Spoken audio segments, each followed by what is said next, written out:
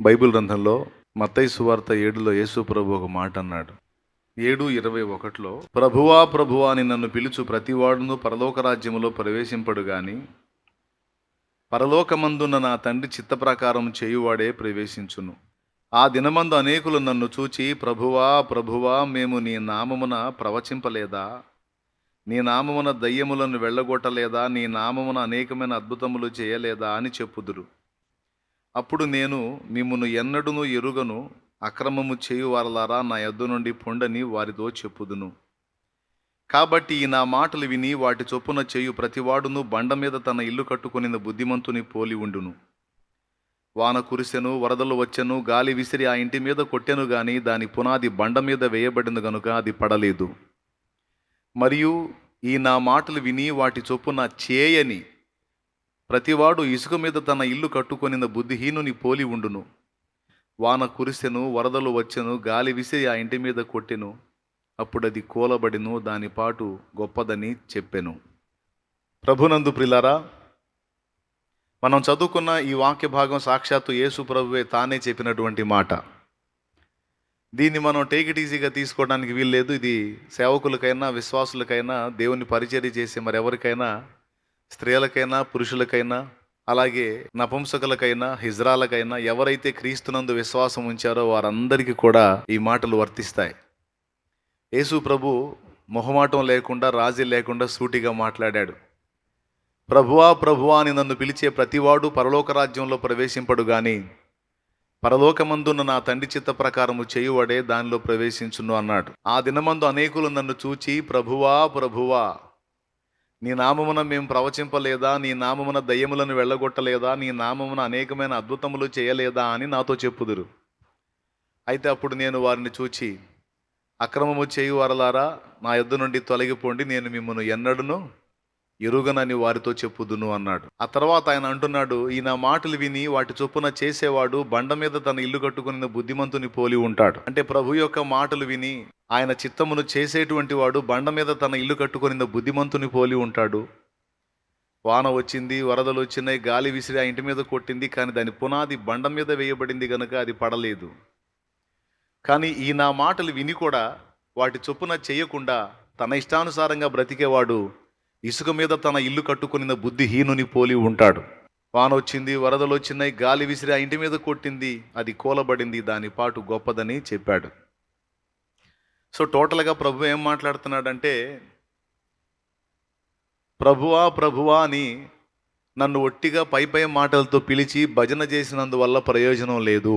అంటే నోటి మాటలతో నన్ను స్తుతించి హృదయాలను నాకు దూరంగా ఉంచటం నాకు నచ్చదు.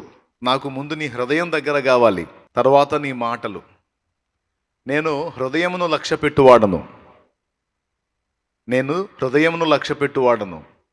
ఆ హృదయం నా చిత్తానికి లోబడిందా లేదా అన్నదానికి నేను విలువిస్తాను తప్ప, నువ్వు నోటి మాటలతో నన్ను పొగిడితే నేను మైమరచి పులకించిపోయే వాణ్ణి కాదు అని యేసు ప్రభు ముక్కుసూటిగా ఇక్కడ చెప్పాడు. ఇక్కడే కాదు, నికోదేము అనే మనుషుడు రాత్రివేళ యేసు ప్రభు దగ్గరకు వచ్చి, అయ్యా నువ్వు పరలోకం నుండి పంపబడిన వాడవు, లేకపోతే ఇలాంటి కార్యాలు చేయటం సాధ్యం కాదు అంటాడు.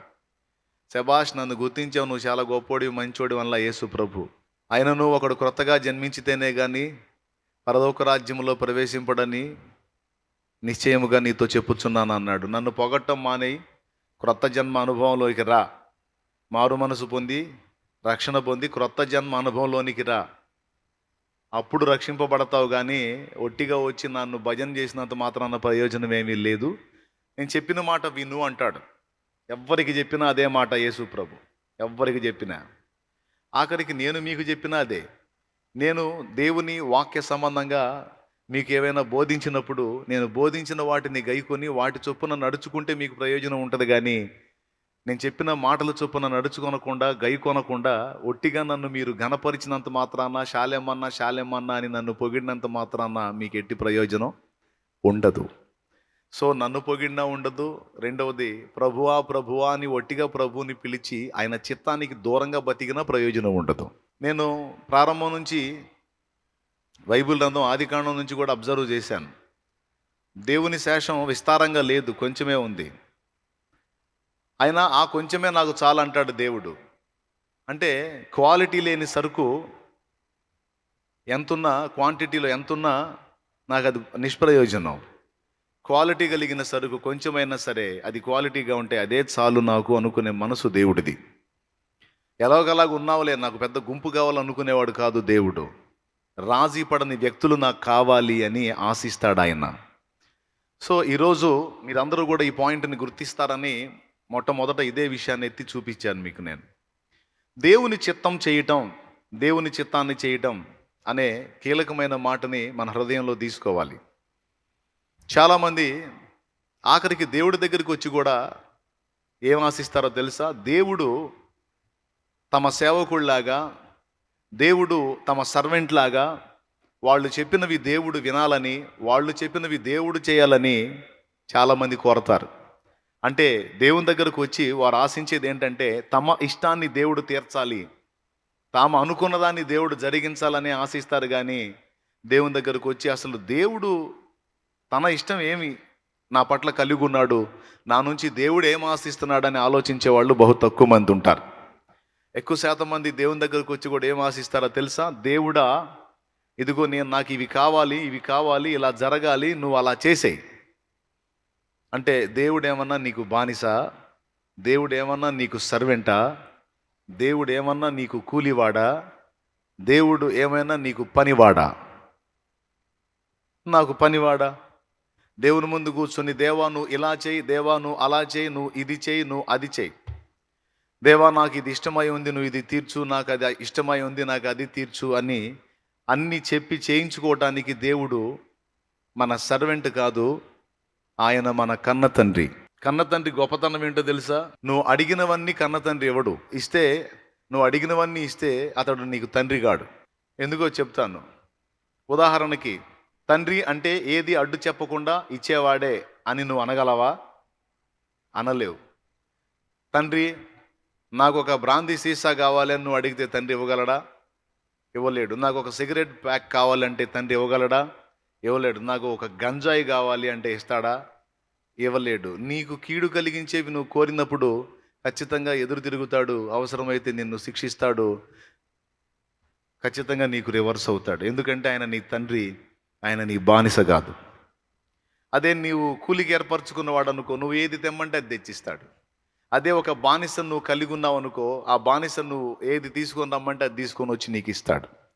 కానీ కన్న తండ్రి అలా చెయ్యడు.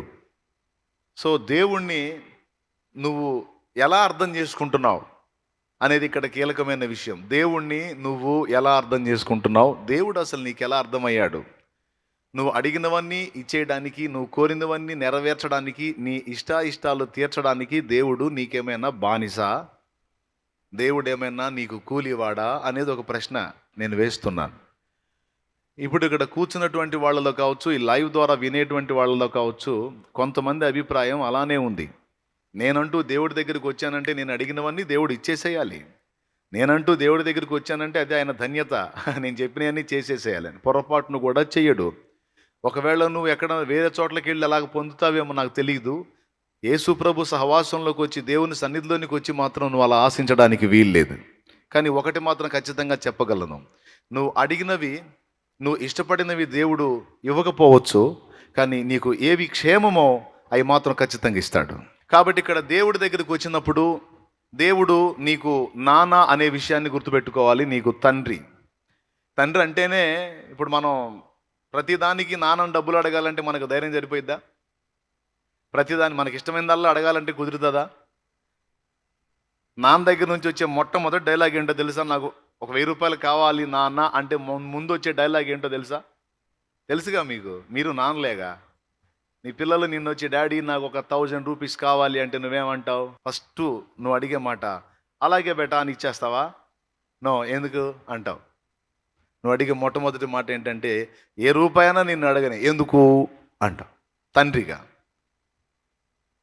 తల్లి కూడా ఎందుకు అని అడుగుతుంది. అంటే నువ్వు ఆన్సర్ చేయాలి. ఎందుకనేంటి, ఎందుకు అంటావేంటి? నేను అడిగాను నువ్వు ఇవ్వాల్సిందే అంటే నేనేం కూలోడినా, లేకపోతే నేనేం బానిసనా నువ్వు అడిగిందల్లా చేయటానికి? నువ్వు డబ్బులు అడిగావు, ఎందుకో చెప్పు, కారణం చెప్పు, ఇస్తా. అన్నప్పుడు నువ్వు కారణం చెబుతావు. కారణం చెప్పినప్పుడు అది సబబో కాదో చూసి తండ్రి ఇస్తాడు. కానీ ఒకటి మాత్రం మనం నమ్ముతాం, ఒకటి మాత్రం మనం పొందుకుంటాం, తల్లి దగ్గర నుంచి అయినా తండ్రి దగ్గర నుంచి అయినా.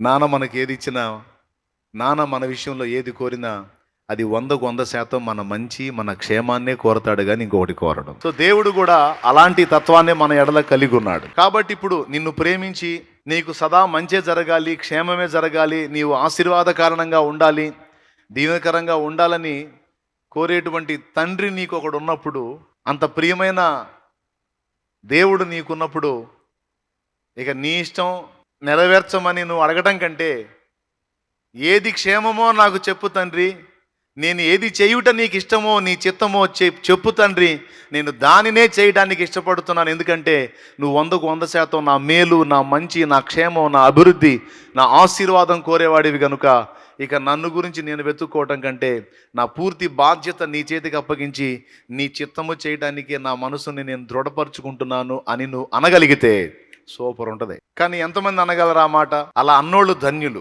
దేవుని దగ్గరకు వచ్చి మన కోరికల కుప్పంతా దేవుని ముందేసి ఇవన్నీ తీరిస్తే దేవుడు, లేకపోతే లేదని యాకోబు అన్నట్టు అనకూడదు. యాకోబు తెలియని దినాల్లో దేవునితో ఒప్పందాలు చేశాడు.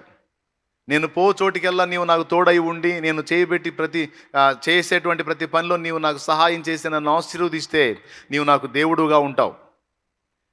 అంతేకాక నా రాబడిలో నుండి నీకు 10వ భాగం కూడా ఇస్తాను. అంటే ఏంటి? నువ్వు నాకు తోడై ఉండి నేను ఆశించిన ప్రకారం అన్ని నువ్వు చేస్తే ఇలా ఉంటావు, లేకపోతే అలా ఉండవనేగా. అంటే తెలిసి తెలియని స్థితిలో యాకోబు దేవునితో ఒప్పందాలు చేస్తాడనమాట. తర్వాత తెలుసుకున్న తర్వాత అదంతా విరిగిపోయిద్ది. ఎబ్బోకు రేవు దగ్గర పూర్తిగా సరి చేయబడతాడు, అది వేరే సంగతి. సో మెట్టుకి మనం అందరం కూడా దేవుని దగ్గరకు వచ్చినప్పుడు నా ఇష్టాలు తీర్చు, నేను అనుకున్నవి నెరవేర్చు, నా కోరికలు తీర్చు అని అడగటం కంటే, అలా అడిగేది పిల్లతనం, అలా అడగటం కంటే కాస్త ఎదిగినటువంటి వ్యక్తులంగా, దేవా ఇదిగో నీ దాసుడను దాసురాలను నీ వద్దకు వచ్చాను, నేను ఏది చేయుట నీ చిత్తమో దయచేసి నాకు బయలుపరచు, నీ చిత్తమే నా ద్వారా జరుగునట్లు నన్ను బలపరచు, నీ చిత్తమే నేను చేయునట్లు నన్ను ప్రోత్సహించు, నీ చిత్తం ఏదో నాకు బయలుపరచు అని దేవుని పాదాలు పట్టుకోవటం ఎంతైనా ఉత్తమం. సో ఇప్పుడు దేవుని చిత్తం చేసేవాడు దేవుని రాజ్యంలోనికి చేరతాడు అని యేసు ప్రభు చెప్పాడు. అసలు ఎందుకు దేవుని చిత్తం చేసేవాడికి వనగూరేటువంటి ప్రయోజనాలు ఏంటి అనేదాన్ని మనం కొంచెం పరిశీలించుకుందాం. పాయింట్ నెంబర్ 1, దేవుని చిత్తము చేసేవాడికి లభించేటువంటి ప్రయోజనాలు ఏంటంటే, మొట్టమొదటిది, ప్రభువా ప్రభువా అని పిలుచు ప్రతివాడు పరలోక రాజ్యంలో ప్రవేశింపడు, కానీ పరలోకమందున నా తండ్రి చిత్త ప్రకారం చేసేవాడే అందులో ప్రవేశిస్తాడన్నాడు. సో దేవుని చిత్త ప్రకారం చేసేటువంటి వాడు దేవుని రాజ్యంలోనికి ప్రవేశిస్తాడు. ఇది మొదటి ప్రయోజనం. మీరు గమనించండి, యేసు ప్రభు మనకి ప్రార్థన నేర్పాడు మత్తయి సువార్త 6లో. అదే శిష్యులకు నేర్పాడు, అంటే మనకు కూడా నేర్పినట్టే. అది మీరు ఆ ప్రార్థన చేయండి అంటే మీరు అందరూ చేస్తారు, మీకు అందరికీ అలవాటైపోయిన ప్రార్థన అది. పరలోకమందున్న మా తండ్రి నీ నామం పరిశుద్ధపరచబడునుగాక అని మీరందరూ చేస్తారు. ఏది అలా చేయండి. పరలోకమందున్న మా తండ్రి నీ నామం పరిశుద్ధపరచబడునుగాక, నీ రాజ్యము. ఆ 3వ మాట ఏం చెప్పండి? నీ చిత్తం పరలోకమందు నెరవేర్చున్నట్లు భూమి యందు నెరవేరునుగాక. అంటే ఎక్కడ నెరవేరాలి? మట్టిలో నెరవేరాలా? భూమి యందు నెరవేరాలంటే సముద్రంలో నెరవేరాలా? భూమి యందు నెరవేరునుగాక అంటే చెట్లలో నెరవేరాలా? భూమి యందు నెరవేరునుగాక అంటే జంతువులలో నెరవేరాలా? భూమి యందు నెరవేరునుగాక అంటే పశుపక్షాదులు సముద్రపు చేపల్లో నెరవేరాలా? నో. నీ చిత్తము పరలోకమందు నెరవేరుచున్నట్లు భూమి యందు నెరవేరునుగాక అంటే, దేశం అంటే మట్టి కాదోయ్, దేశం అంటే భూమి యందును నెరవేరునుగాక అంటే మన జీవితాల్లో కూడా నెరవేరాలని కోరుకోమంటున్నాడు యేసయ్య. ఎందుకు దేవుని చిత్తం మన జీవితంలో నెరవేరాలని ఆశించండి అని ప్రార్థనలో నేర్పాడు ప్రభు. పరలోకమందున్న మా తండ్రి నీ నామం పరిశుద్ధపరచబడునుగాక, నీ రాజ్యం మాకు వచ్చుగాక, నీ చిత్తం పరలోకమందు నెరవేరినట్లు భూమి యందును అంటే మా బ్రతుకుల్లోనూ నెరవేరునుగాక అని ఎందుకు ఆశించమన్నాడు, ఎందుకు కోరుకోమన్నాడు అంటే, దానివల్ల మనకి మస్తు లాభం ఉంది. దేవుని చిత్తం పరలోకంలో నెరవేరుతుంది. ఫలితంగా పరలోకంలో శాంతి, సమాధానం, ఆనందం, ఆరాధన అన్నీ ఉన్నాయి. పరలోకానికి ప్రభు దేవుడై ఉన్నాడు. పరలోకంలో దేవుడి చిత్తం నెరవేరుతుంది కనుకనే అక్కడ ఏడుపు లేదు, దుఃఖం లేదు, ఆకలి లేదు, ఆవేదన లేదు. మనం భూమి మీద అనుభవించే ఏ దరిద్రం లేదాడ. కానీ భూమి మీద మాత్రం పరలోకానికి పూర్తిగా రివర్స్ పరిస్థితులు ఉన్నాయి. ఇక్కడ ఏడుపు ఉంది, ఆవేదన ఉంది, దుఃఖం ఉంది, కన్నీళ్ళు ఉంది, కలతలు ఉన్నాయి, దరిద్రత ఉంది, నింద ఉంది, అవమానం, రకరకాల అనుభవాలు ఇక్కడ ఉన్నాయి భూమి మీద. పరలోకం అలా ఎందుకుంది, నరలోకం ఎలా ఎందుకుంది అంటే, పరలోకంలో దేవుడి చిత్తం నెరవేరుతుంది, నరలోకంలోనేమో సైతాను చిత్తము మరియు మనుషుల చిత్తం నెరవేరుతుంది. పరలోకం అలా అంత ప్రశాంతంగా, అంత ఆనందంగా, ఏడుపు, దుఃఖం, కన్నీళ్లు లేకుండా, కలతలు లేకుండా ప్రశాంతంగా ఎలా ఉండగలిగిందంటే అక్కడ సంపూర్ణంగా దేవుడి చిత్తం నెరవేరుతుంది. నరలోకం ఇలా ఎందుకు దరిద్రంగా తెచ్చింది అంటే, నరలోకంలో 2 గవర్నమెంట్లు నడుస్తున్నాయి. ఒకటి సైతానుగాడు ఇక్కడ వాడి చిత్తం నెరవేరుస్తున్నాడు, రెండోది మనుషులు ఎవరి ఇష్టం వాళ్ళు నెరవేర్చుకుంటున్నారు. ఇక్కడ 2 రాజులు ఉన్నారన్నమాట. ఒకటి సైతాన్ రాజు, రెండవది ఎవరి జీవితాలకు వాళ్ళే రాజులు. వాళ్ళకి తెలియదు, ఒకడు చెబితే వినరు. అందుకే ఇక్కడ ఏడుపు, దరిద్రత, రకరకాల వేదనలన్నీ భూమి మీద ఉన్నాయి. పరలోకంలో ఆ పరిస్థితి లేదు, ఎందుకంటే అక్కడ దేవుడి చిత్తమే నెరవేరు. ఒకవేళ భూమి మీద కూడా ఉన్న మనం పరలోక ఆనందాన్ని అనుభవించాలి అంటే ఒకటే మార్గం, పరలోకంలో దేవుడి చిత్తం జరుగుతుంది, అందుకే అక్కడ ప్రశాంతత ఉంది. మన బ్రతుకుల్లో కూడా దేవుడి చిత్తం నెరవేరితే మనం కూడా పరలోకపు ఆనందాన్ని భూమి మీద అనుభవించగలం అని యేసయ్య చెప్తున్నాడు. కొంతమంది భక్తులు ఇప్పటికే భూమి మీద ఉండి పరలోక ఆనందాన్ని అనుభవించి ప్రభు దగ్గరికి చేరారు, కొంతమంది ఇంకా అనుభవిస్తూ ఉన్నారు. ఈ దేవుని చిత్తంతో ముడిపడినటువంటి వాళ్ళు, దేవుని చిత్తానికి తమను తాము అప్పగించుకున్న వాళ్ళు, ఎవరి బ్రతుకుల్లో అయితే దేవుడి చిత్తం జరుగుతూ ఉంటుందో వాళ్ళు కఠినమైనటువంటి శ్రమలలో గుండా పోతున్నా సరే వాళ్ళ ఆనందం, వాళ్ళ విశ్రాంతిని ఎవ్వడు దొంగిలించలేడు. పెను తుఫానులో కూడా వారు ప్రశాంతతను అనుభవించగలుగుతారు. ఎక్కడ? పెను తుఫాన్లో కూడా ప్రశాంతతను అనుభవించగలుగుతారు. ఎందుకంటే వారు బండను తమకు ఆశ్రయంగా చేసుకున్నారు. బండ క్రీస్తే, క్రీస్తులో వారు నివాసం ఉంటున్నారు. వారి జీవితంలో ఆయన చిత్తమే నెరవేరాలని నిరంతరం వారు కోరుకుంటున్నారు. అలాగే అప్పగించుకున్నారు కనుక ఇక వారి జీవితంలో ఏది అనుమతించబడినా అది ప్రభు చిత్త ప్రకారం అనుమతించబడింది. సో ప్రభు చిత్త ప్రకారం అనుమతించబడిందంటే సమస్తము కూడి మేలుకే వస్తుందని ఎరిగి వారు కఠినమైన శ్రమలో సైతం విశ్రాంతిగా ఉండగలుగుతారు, సంతోషాన్ని అనుభవించగలుగుతారు. వారు కలతలలో బతకరు. ఎన్నన్నారా అని ఒకటే వాళ్ళు బ్యాలెన్స్గా చూసుకునేది, నేను దేవుని చిత్తంలో ఉన్నానా, తప్పిపోతున్నానా, నేను దేవుడి చిత్తం చేస్తున్నానా, దేవుని చిత్తానికి భిన్నంగా నేను వెళ్తున్నానా అనేది ఒక్కటే మేజర్గా చూసుకుంటారు. బండి పట్టాల మీద ఉందా, పట్టాలు తప్పిందా? పట్టాల మీద ఉండటం దేవుడి చిత్తంలో ఉండటం, దేవుడి చిత్తాన్ని ఎరిగి ప్రయాణం చేయటం. పట్టాలు తప్పడం అంటే దేవుడి చిత్తాన్ని వదిలేసి తమ ఇష్టానుసారంగా బతకటం. దేవుని చిత్తాన్ని పక్కకు నెట్టి తమ ఇష్టానుసారంగా బతకడానికి ఇష్టపడే వాళ్ళ బతుకులు దుర్భరమైన జీవితాలు. ఎందుకంటే మన ఇష్టాలు తెచ్చేయన్నీ మనకు అగచాట్లే. ఇవి కొంతమంది జీవితాలు ఎప్పటికీ అనుభవించి ఉన్నారు. మనకి ఇష్టమైనవి కొన్ని ఉంటాయి, కొరివితో తలగోక్కున్నట్టు జీవితాలు నాశనం చేసుకునే వాళ్ళు ఉన్నారు. తమ ఇష్టాలను నెరవేర్చుకొని కష్టాల పాలైన వాళ్ళు ఉన్నారు. కొంతమంది తమ ఇష్టాలని దేవుని చేతికి అప్పచెప్పి నా ఇష్టం కాదు నీ చిత్తమే జరగాలని విశ్రాంతిని అనుభవించే వాళ్ళు ఉన్నారు. ఇంతకీ మీరు మీ ఇష్టంలో ఉన్నారా, లేకపోతే దేవుని చిత్తంలో ప్రయాణం చేస్తున్నారా అనేది మీరే చూసుకోండి, మీరే ఆలోచించుకోండి.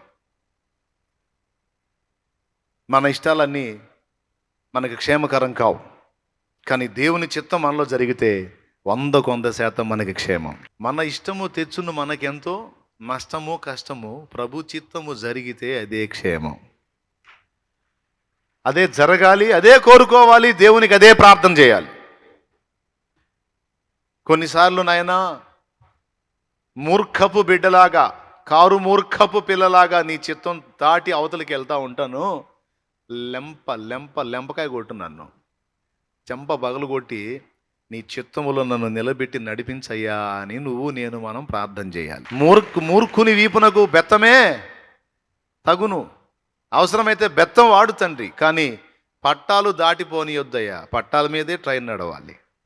అలాగే నీ చిత్తంలోనే నా జీవితం ఉండాలి అని ఎవరైతే పదే తమ బ్రతుకుని దేవుని చిత్తానికి అప్పగించుకొని దేవుని బట్టి నడవగలుగుతారో నిజంగా వాళ్ళు విశ్రాంతిలో ఉంటారు. దేవుడు మన నుంచి కోరింది కూడా అదే. నువ్వు విశ్రాంతి పొందగోరుతున్నావా, విశ్రాంతిలో ఉండగోరుతున్నావా? అట్లయితే నా చిత్తం వెతికి అందులో నడు, నువ్వు విశ్రాంతిలో ఉంటావు. నీ సంతోషం నీ దగ్గర నుంచి ఎవడు దొంగిలించలేడు. నీ విశ్రాంతి నీ దగ్గర నుంచి ఎవడు దొంగిలించలేడు. నీకు విశ్రాంతి కావాలా? అట్లయితే రా, నా చిత్తంలోనికి రా, నా మాట విను, నేను చెప్పినట్టు చెయ్యి. నా మాట విని దాని చొప్పున చెయ్యకుండా నన్ను ప్రభువా ప్రభువా అని పిలిచి ప్రయోజనం లేదు. నీవు నా యొద్దకు వచ్చి నా మాట వినిన ఎడల, నా చిత్తం చేసిన ఎడల నువ్వు దీవెనకరంగా ఉంటావు, విశ్రాంతిలో ఉంటావు, సంతోషంగా ఉంటావు. ఇతరుల సంతోషానికి విశ్రాంతి కూడా కారణం కాగలవు. ఇతరులను కూడా సంతోషపెట్టగలవు, ఇతరులను కూడా విశ్రాంతిలో ఉంచగలవు. సో రెండో ప్రయోజనం ఏంటంటే, యోహాను రాసినటువంటి మొదటి పత్రిక 2వ అధ్యాయము 17వ వచనం. అది 17 చూడు నాన్న. లోకమును దాని ఆశయు గతించిపోచున్నవి గాని దేవుని చిత్తమును జరిగించువాడు నిరంతరమును నిలుచును. దైవ చిత్తం చేసేవాడు నిరంతరం నిలుస్తాడట. ఇది 3వ ఉపయోగం. మొట్టమొదటిది దైవరాజ్య ప్రవేశం, రెండవది దేవుని విశ్రాంతి. అంతే కదండి. ఇప్పుడు ఎవరి జీవితంలో దేవుడి పెత్తనం సాగిద్దో వాళ్ళ బతుకు బాగుంటుంది. బతుకు బాగుంటుందంటే పూల మీద నడుస్తారని నేను చెప్పట్లా, లేకపోతే పూల పల్లకిలో మొయ్యబడతారని నేను చెప్పట్లా. అర్థమైందా నేను చెప్పింది? దేవుని పెత్తనం ఎవరి జీవితంలో అయితే నడిసిద్దో వాళ్ళు పూల పాన్పుల మీద లేదా పూల పల్లకీల మీద పూల మీద నడుస్తారని నేను చెప్పట్లా. ఒకటి చెప్తాను, వాళ్ళు ముళ్ళ మీద నడిచినా అవి పూల్లాగానే ఉంటాయి అంతే. వాళ్ళు అగ్నిగుండంలో వేయబడ్డా అది వాళ్ళ నిమిత్తం ఆహ్లాదంగా మారిద్ది. అది ఎందుకంటే వారు దేవుని పెత్తనం కింద ఉన్నారు, వారితో కూడా దేవుడు ఉన్నాడు. ఇది బైబిల్లో ఎన్నోసార్లు చెప్పాను, మళ్ళీ చెప్పాలి. ఇలా చెప్పదలుచుకుంటే మనకి యోసేపు ఒక్కడే కనపడతాడు స్పెషల్గా. యెహోవా యోసేపుకు తోడై ఉన్నాడు. ఆయన వెళ్ళినటువంటి ప్రతి కఠినమైన పరిస్థితుల్లోనూ ఒక మాట అద్భుతంగా కనపడింది, ఆణిముత్యంలాగా. యోసేపు అన్నల చేత ద్వేషించబడ్డాడు, కానీ అక్కడ రాయబడి ఉంది, యెహోవా యోసేపునకు తోడై ఉండెను. యోసేపు అన్నల చేత గుంటలో వేయబడ్డాడు. అది దారుణమైన పరిస్థితి. పాపం ఆయన పై అంగి తీసివేసి యోసేపుని ఆ లో వస్త్రంతో ఆ గుంటలో వేసేశారు, నీళ్లు లేని బావిలో విసిరారు, అక్కడే చావరా అని. కానీ దేవుని వాక్యం ఏమంటుందో తెలుసా? యెహోవా యోసేపునకు తోడై ఉండెను అని అంటుంది. అయితే వాళ్ళకే మళ్ళా బుద్ధి పుట్టి గుంటలో వేసిన వాళ్ళు మళ్ళీ బయటికి తీశారు. ఇష్మాయేలీయులకి ఐగుప్తుకి 20 తులాల వెండికి బానిసగా అమ్మేశారు. కానీ వాక్యం అంటుంది యెహోవా యోసేపునకు తోడై ఉండెను అని. అంటే దేవుని చిత్తంలో దేవుని పెత్తనం కింద మనం నడిస్తే అంత పూల మీద నడకాన్ని నేను చెప్పట్లేదు. కానీ కఠిన పరిస్థితుల గుండా, మన అవసరాన్ని బట్టి కఠినమైన శ్రమల గుండా దేవుడు మనల్ని తీసుకెళ్ళినా వాటి సెగ మనకు తగలనీయకుండా ఆయన మనల్ని ప్రాకారమై కాపాడుకుంటాడు. అగ్నిలోనే నడిపిస్తాడు, కానీ అగ్ని సెగ మనకు తగలకుండా ప్రాకారమై కాపాడుకుంటాడు. సింహాల మధ్యలో మనం ఉండేటట్టు అనుమతించవచ్చు, కానీ సింహాలు మనకి ఏ హాని చేయకుండా వాటి నోళ్ళు మూసి మనల్ని భద్రపరుస్తాడు. ఇదేదో పక్కా చెప్పగలుగుతాను. అందుకే చెబుతున్నాను, దైవచిత్తం చేసేవాడు నిరంతరం నిలుస్తాడు. దైవచిత్తం చేసేవాడు విశ్రాంతిని అనుభవిస్తాడు. పాటల్లోనే ఉంటాడండి. ఒక మాటలో చెప్పాలంటే, దైవచిత్తంలో ఉండేవాడు, ఉండే స్త్రీ కావచ్చు, పురుషుడు కావచ్చు, హలో దరే దరే అనుకుంటూ వాడు తిరుగుతున్నాడు అనుకో, వేదంలో ఉన్నట్ట విశ్రాంతిలో ఉన్నట్ట?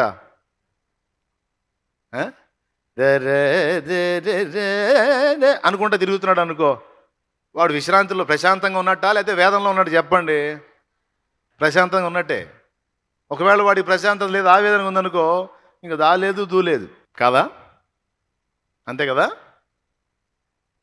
నేను చెబుతున్నాను, దేవుని పెత్తనానికి జీవితాన్ని అప్పగించి, దేవుని చిత్తానికి జీవితాన్ని అప్పగించి, దేవా నా బ్రతుకులో నా ఇష్టం కాదు, నీ చిత్తమే జరగాలి, నీ ఇష్టమే నెరవేరాలని ప్రభు చిత్తానికి తను అప్పగించుకొని ప్రభు పెత్తనం కింద తను బతకడానికి అలవాటు చేసుకున్న స్త్రీ అయినా పురుషుడైనా, నేను చెబుతున్నాను కదా, ఎన్నన్నా రాని వస్తాయి వరుస జీవనయానంలో రకరకాల పరిస్థితులు వస్తాయి. కానీ ఏ పరిస్థితులు వచ్చినా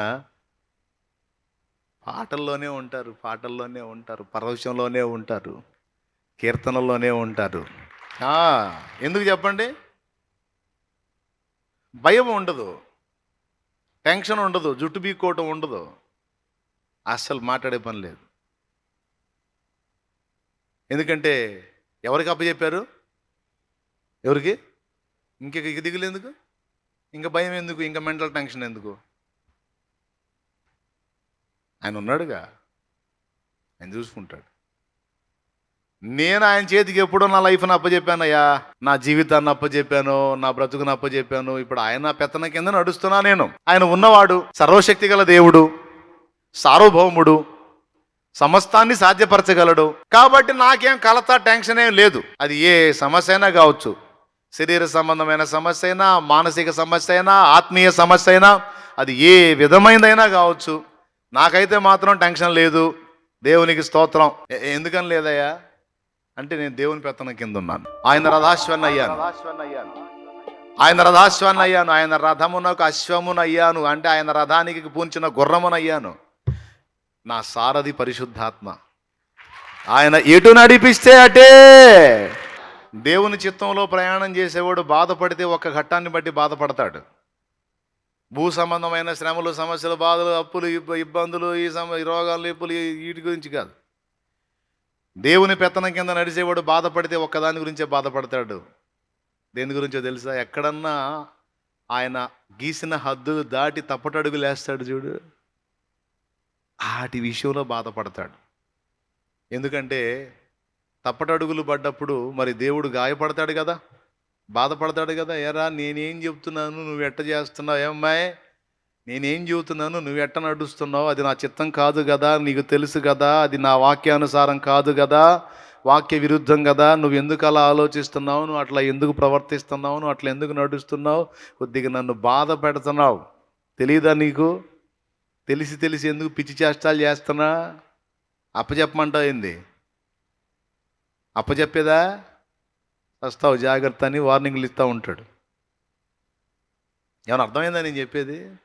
దేవునికి స్తోత్రం. పద్ధతిగా ఉన్నావు, నా రెక్కల కింద ఉన్నావు, జాగ్రత్తగా ఉన్నావు, అట్లనే రా. నీ బరువు అంతా నేను ఎత్తుకొని మోస్తున్నాగా, నీకు మెంటల్ టెన్షన్ లేకుండా నేను చూసుకుంటాగా. మళ్ళీ వంకర దారులు పోతావే, సోది మొహం వేసుకొని. సరిగా నడు.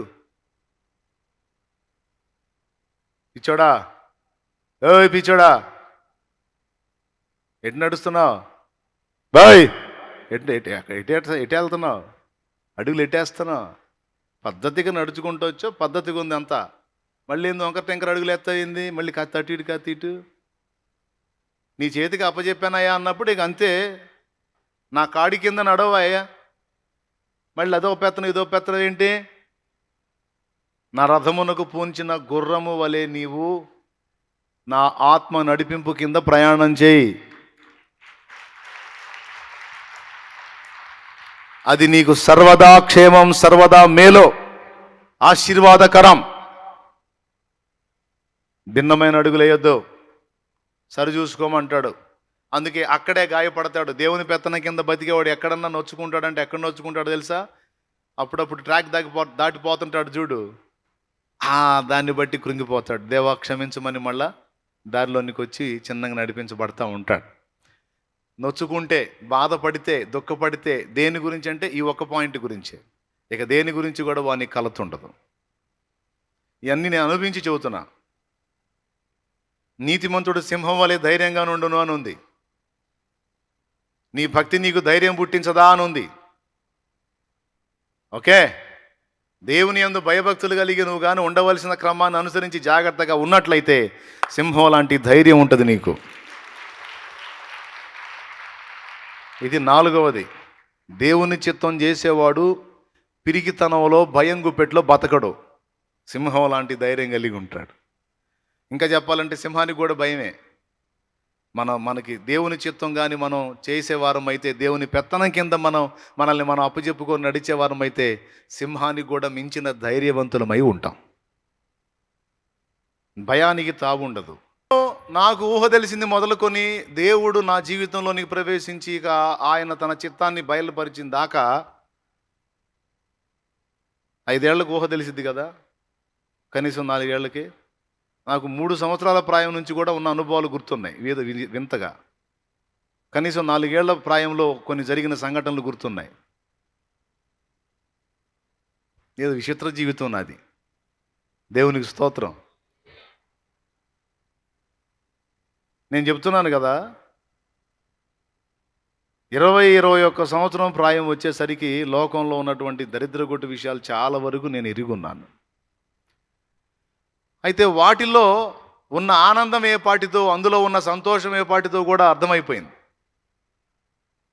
ఇప్పుడు నేను ఇలానే నా లైఫ్ని నడిపించాలా, లేకపోతే నేను ఏదన్నా మార్పు చెందాలా, నాకేం తెలియదు. యేసు ప్రభుని కనుగొన్న తర్వాత, ప్రభు నన్ను దర్శించిన తర్వాత జీవితం దాని యొక్క విలువలు అర్థమైనాయి. అప్పుడు నేను మొదట చేసుకున్న తీర్మానం ఏంటంటే, నాకు తెలియక ఇప్పటిదాకా ఎట్టబడితే ఎట్లా నడిచా, నా మనసుకు తోచినట్టు, నా తోటి స్నేహితులు వాళ్ళే వీళ్ళని చూసి వాళ్ళ ఆలోచనల ప్రకారం, లేదా నా బుర్రకు తోచినట్టు నేను నడిచా. కానీ ఇక నుంచి అలా కాదు. ఇక నుంచి నేను యేసు ప్రభు బిడ్డనయ్యాను గనుక ఆయన ఎలా చెబుతున్నాడో అలాగే నడవాలి. ఆయన వద్దన్న వాటి జోలికి పోకూడదు, ఆయన చేయమన్న వాటిని మానకూడదు అని ఇక బైబిల్ గ్రంథం ముందు పెట్టుకొని వెతుక్కొని ఈ విషయంలో ఏమన్నాడు, ఈ విషయంలో ఎలా ఉండమన్నాడు, ఈ విషయంలో ఎలా ఉండమన్నాడు, ఈ సంగతికి ఎలా ఉండమన్నాడు అని ఇక వెతుక్కుంటానే ఉన్నా. ఇంకదే పరిశీలన, అదే నా కొలబద్ద, అదే నా దిక్సూచి. దేవుని కృప ఎంత ధన్యత లభించిందో చూడు. అంటే యేసయ్య చెప్పాడు, రే ఇప్పటిదాకా నువ్వు నడిచావు కదా నీ ఇష్టం వచ్చినట్టు, చివరికి ఎటు పోబోయావురా నువ్వు, సావబోయాను ప్రభువా కదా.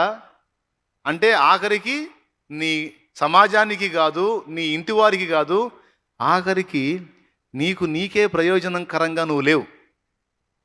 చివరికి ఏమనిపించిందంటే నీకు, నేను ఒక వేస్ట్ గాడిని, నాలాంటోడు బతకటం వేస్టు, సస్తే పోయిద్ది అనే కదా అనుకున్నావు. ఓకే దా ఇప్పుడా నేను చెప్పినట్టు నేను నీకు ఆలోచన చెబుతా, చెప్పినట్టు నడు, నీ లైఫ్ ఎలా మారిద్దో చూడరా. ఓకే ప్రభువా అలాగే. నా గ్రంథాన్ని పరిశీలించి చదువు. ఓకే తండ్రి, గ్రంథాన్ని చదువుకొని అందులో ఉన్న దాని చొప్పున బ్రతకడానికి ప్రయాసపడ్డా. ఇప్పటికీ ప్రయాసపడుతున్నా.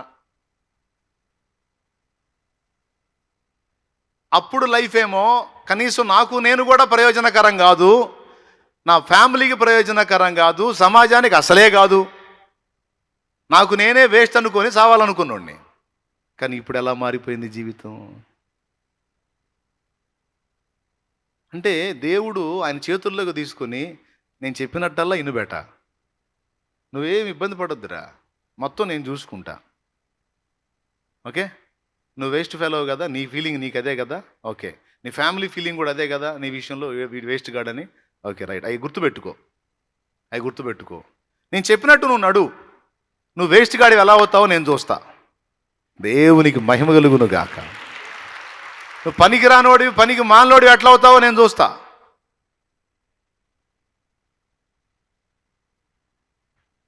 రే పిచ్చోడా, నువ్వు చావటం కాదు, నేను చెప్పిన మాట ఇంటే నువ్వు అనేక మంది చచ్చేవాళ్ళని నీ ద్వారా బతికిస్తా.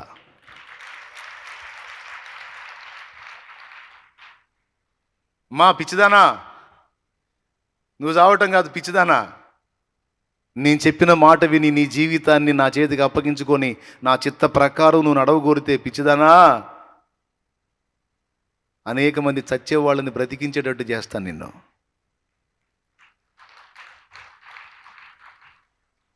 ప్రాణం తీసుకోవాలనుకునే పిచ్చోడా, పిచ్చోడా, నేనున్నాను రా బాబు, నేనున్నా. ఈ చేతులతో నిర్మించుకున్నాను నిన్ను, ఈ చేతులతో నిర్మించుకున్నాను రా. నేను నీకు రూపం ఇచ్చినోడిని, నేను నీకు ప్రాణం ఊదినోడిని. నేను చావాలని ఆలోచించద్దు, నా మాట విను, నాకు లోబడు. నువ్వు చావటం కాదు, అనేక మంది చచ్చేవాళ్ళని నీ ద్వారా బతికిస్తాను నేను. అలా చేస్తా, నా మాట నమ్ము. నేను నమ్మా, నేను విశ్వసించా, నేను ఒప్పుకున్నా, నేను ఆమోదించా.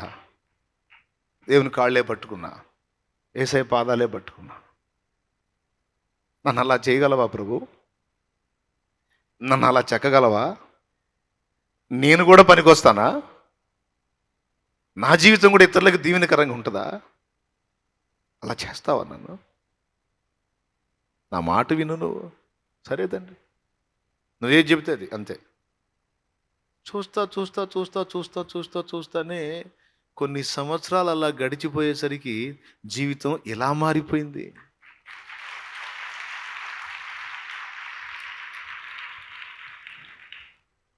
ఊహించలేదయ్యా ఈ జీవితం, వర్ణించలేనయ్యా ఈ భాగ్యము, తులువనైన నాకు ఇంత విలువ కలిగేనని, తూలి రాలిపోయే బ్రతుకు వింత మలుపు తిరిగేనని. ఆ మలుపు తిప్పగలవాడు నా యేసు, ఆ మలుపు తిప్పగలవాడు నా ప్రభు. మీరేమంటారు? కొంతమంది నన్ను కలిసి, అన్నా చచ్చిపోవాలనుకున్నానన్నా, ఆ వాక్యం వచ్చిందన్నా, నీది షార్ట్ మెసేజ్ వచ్చిందన్నా, కరెక్ట్గా అదే టైంలో వచ్చిందన్నా, ఆ మాటలు నాకు విన్న తర్వాత ఇంకా చావకూడదు, పోరాడాలనిపించిందన్నా. నాకు కొండంత ధైర్యాన్ని ఇచ్చినాయన్నా. నిజంగా నీ నుండి దేవుడు ఆ మాటలు పలికించకపోతే నేను ఈ పాటికి చచ్చిపోయి ఉండేవాడిని అని కొంతమంది నా దగ్గరకు వచ్చి చెబుతూ ఉంటే ఆ పక్కగా తిరిగి ఏడుచుకుంటూ ఉంటాను. మరి ఏం చేయాలి నేను? ఆయన మాట వినకముందు నేనే పోవాలనుకున్నా. ఆయన మాట విని ఆయన చెప్పినట్టుగా నడిస్తే ఎంతమంది, ఒకరిద్దరు కాదు నాకు చెప్పినోళ్ళు, ఇక చెప్పనోళ్ళు, నాయన ఫోన్ల ద్వారా తెలియజేసేవాళ్ళు, అది ఇంత సంఖ్య అని నేను చెప్పను. నా దేవుని కృప, నా దేవుని కృప. అంటే పనికిరాని ఒక వ్యర్థమైన రాయిని ఒక వజ్రంలాగా మలిచినట్టు దేవుని మాటలు మనల్ని మలుస్తాయి సోదరా. ఐదవది ఇది, దేవుని మాటలలో, దేవుని చిత్తములో, దేవుని ఇష్టములో మనం ప్రయాణం చేస్తే నిష్ప్రయోజనమైన మన బ్రతుకులు మనకును మన ఇంటి వారికినే గాక మన సమాజ ప్రజలకు అనేకులకు ఆశీర్వాదకరం అవుతాయి. ఎవరి లైఫో ఎందుకు, షాలేం రాజు అనేవాళ్ళ లైఫే చూడు. నా సాక్ష్యం ఎంతమంది విన్నారండి? థ్యాంక్ యూ, వందనాలు. ఒకవేళ వినకపోతే వినండి. షాలేము రాజు సాక్ష్యం అని కొట్టండి, వచ్చింది. టీవీ ఏమంటారు దాన్ని, సెల్ ఫోన్లో వచ్చింది, చూడండి. ఏ పరిస్థితికి వెళ్ళిపోయామో. నేను ఇప్పుడు చెప్పింది నిజం. ఎందుకురా నాయన నేను బతకడం అనుకున్నాడిని నేను. ఈరోజు ఎంతోమంది ప్రాణాలు తీసుకుందామని సిద్ధపడిన వాళ్ళు బతికి బట్టగట్టి తిరుగుతున్నారు. ఈ ఈ ఈ ఈ ఈ అర్భకుడిని వాడుకొని ఆయన చేసిన కార్యం. నేను గొప్పవాడిని కాదు, ఆయన మాట విన్నందుకు నాకు ఈ అదృష్టం లభించింది, ఈ ధన్యత లభించింది. ఆయన మాటలో ప్రయాణం చేసినందుకు, అది కూడా పాటలో పెట్టు. నీ మాటలు వినబడగానే వెలుగు కలుగు మా కన్నులకు, నీ మాటలు పయనిస్తేనే విలువ కలుగు మా బ్రతుకులకు. మీరు పాడండి. నీ మాటలు వినబడగానే,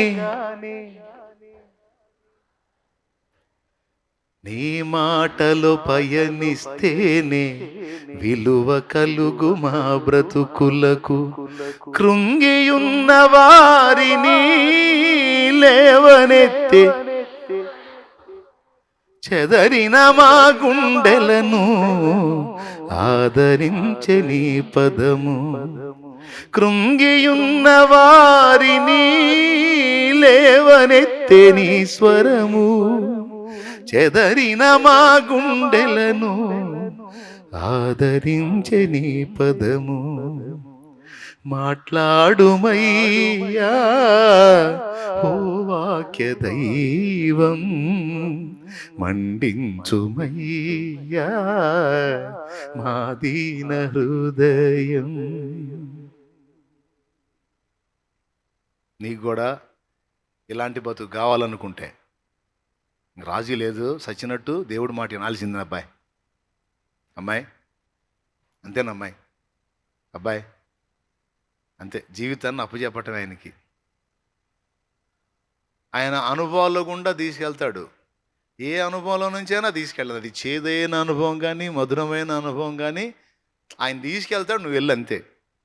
ముందు ఆయన ఉంటాడు, వెనక నువ్వు నడు అంతే. కొన్నాళ్ళు ప్రయాణం చేయి. ప్రయాణం జరిగే కొద్దీ నీ జీవితం మారిపోవటం, ఇతరులకు కూడా నువ్వు దీవెనకరంగా మారటం, నీలో విప్లవాత్మకమైన మార్పులు కలగటం నువ్వు గుర్తిస్తావు.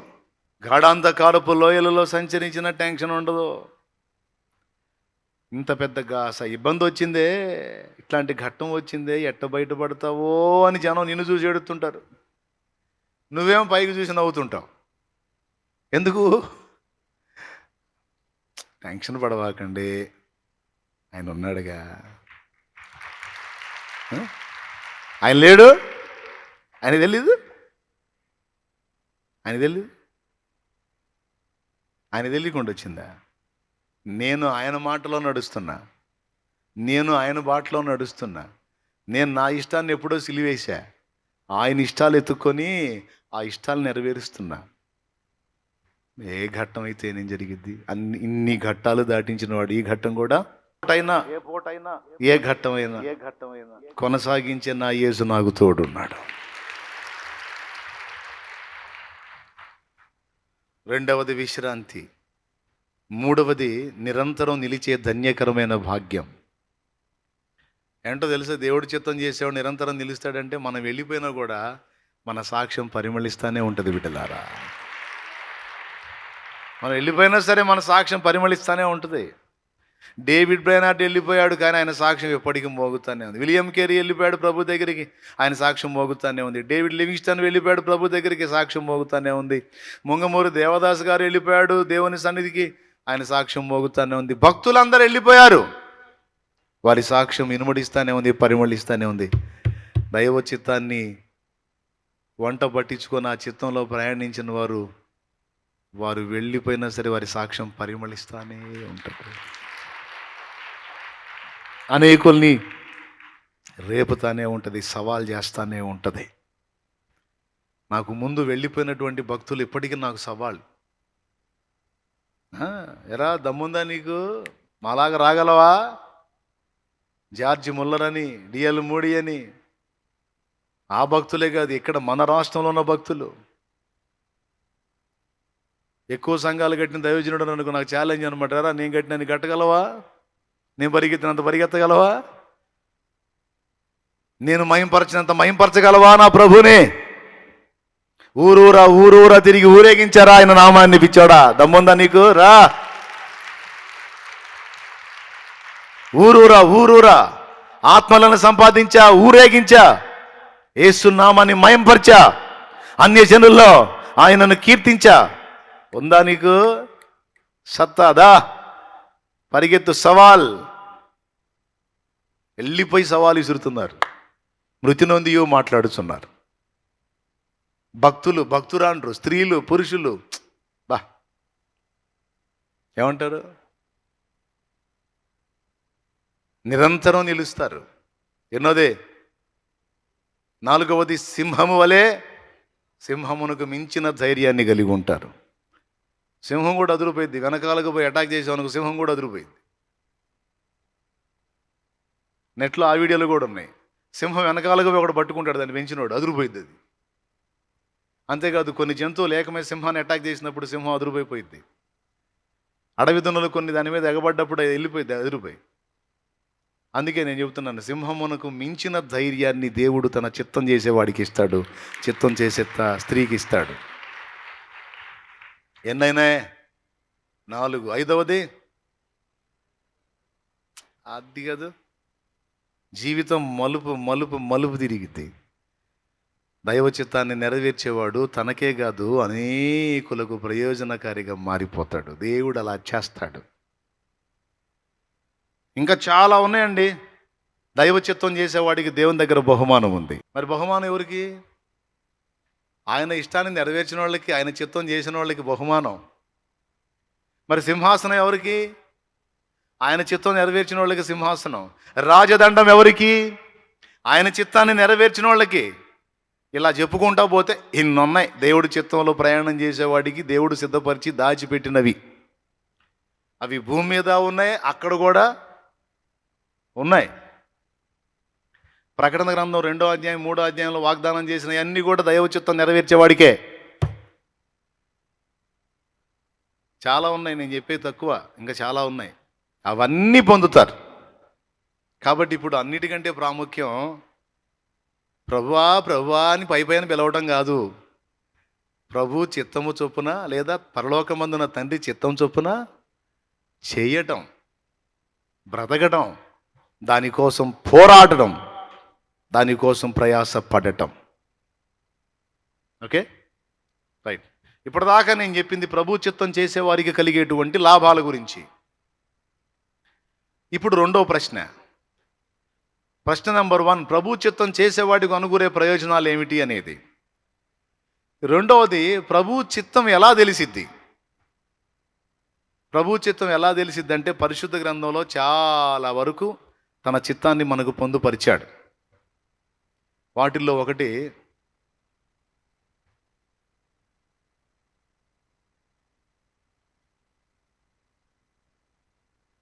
ఉంది, చాలా ఉన్నాయి.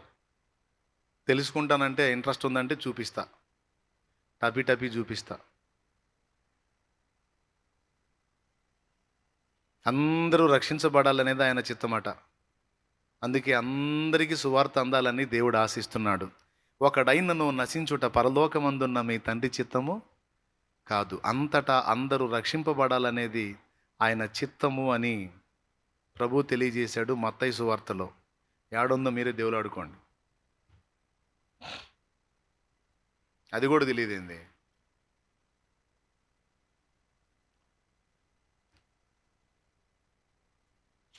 ఇకపోతే తిమోతికి రాసిన మొదటి పత్రిక 2వ అధ్యాయము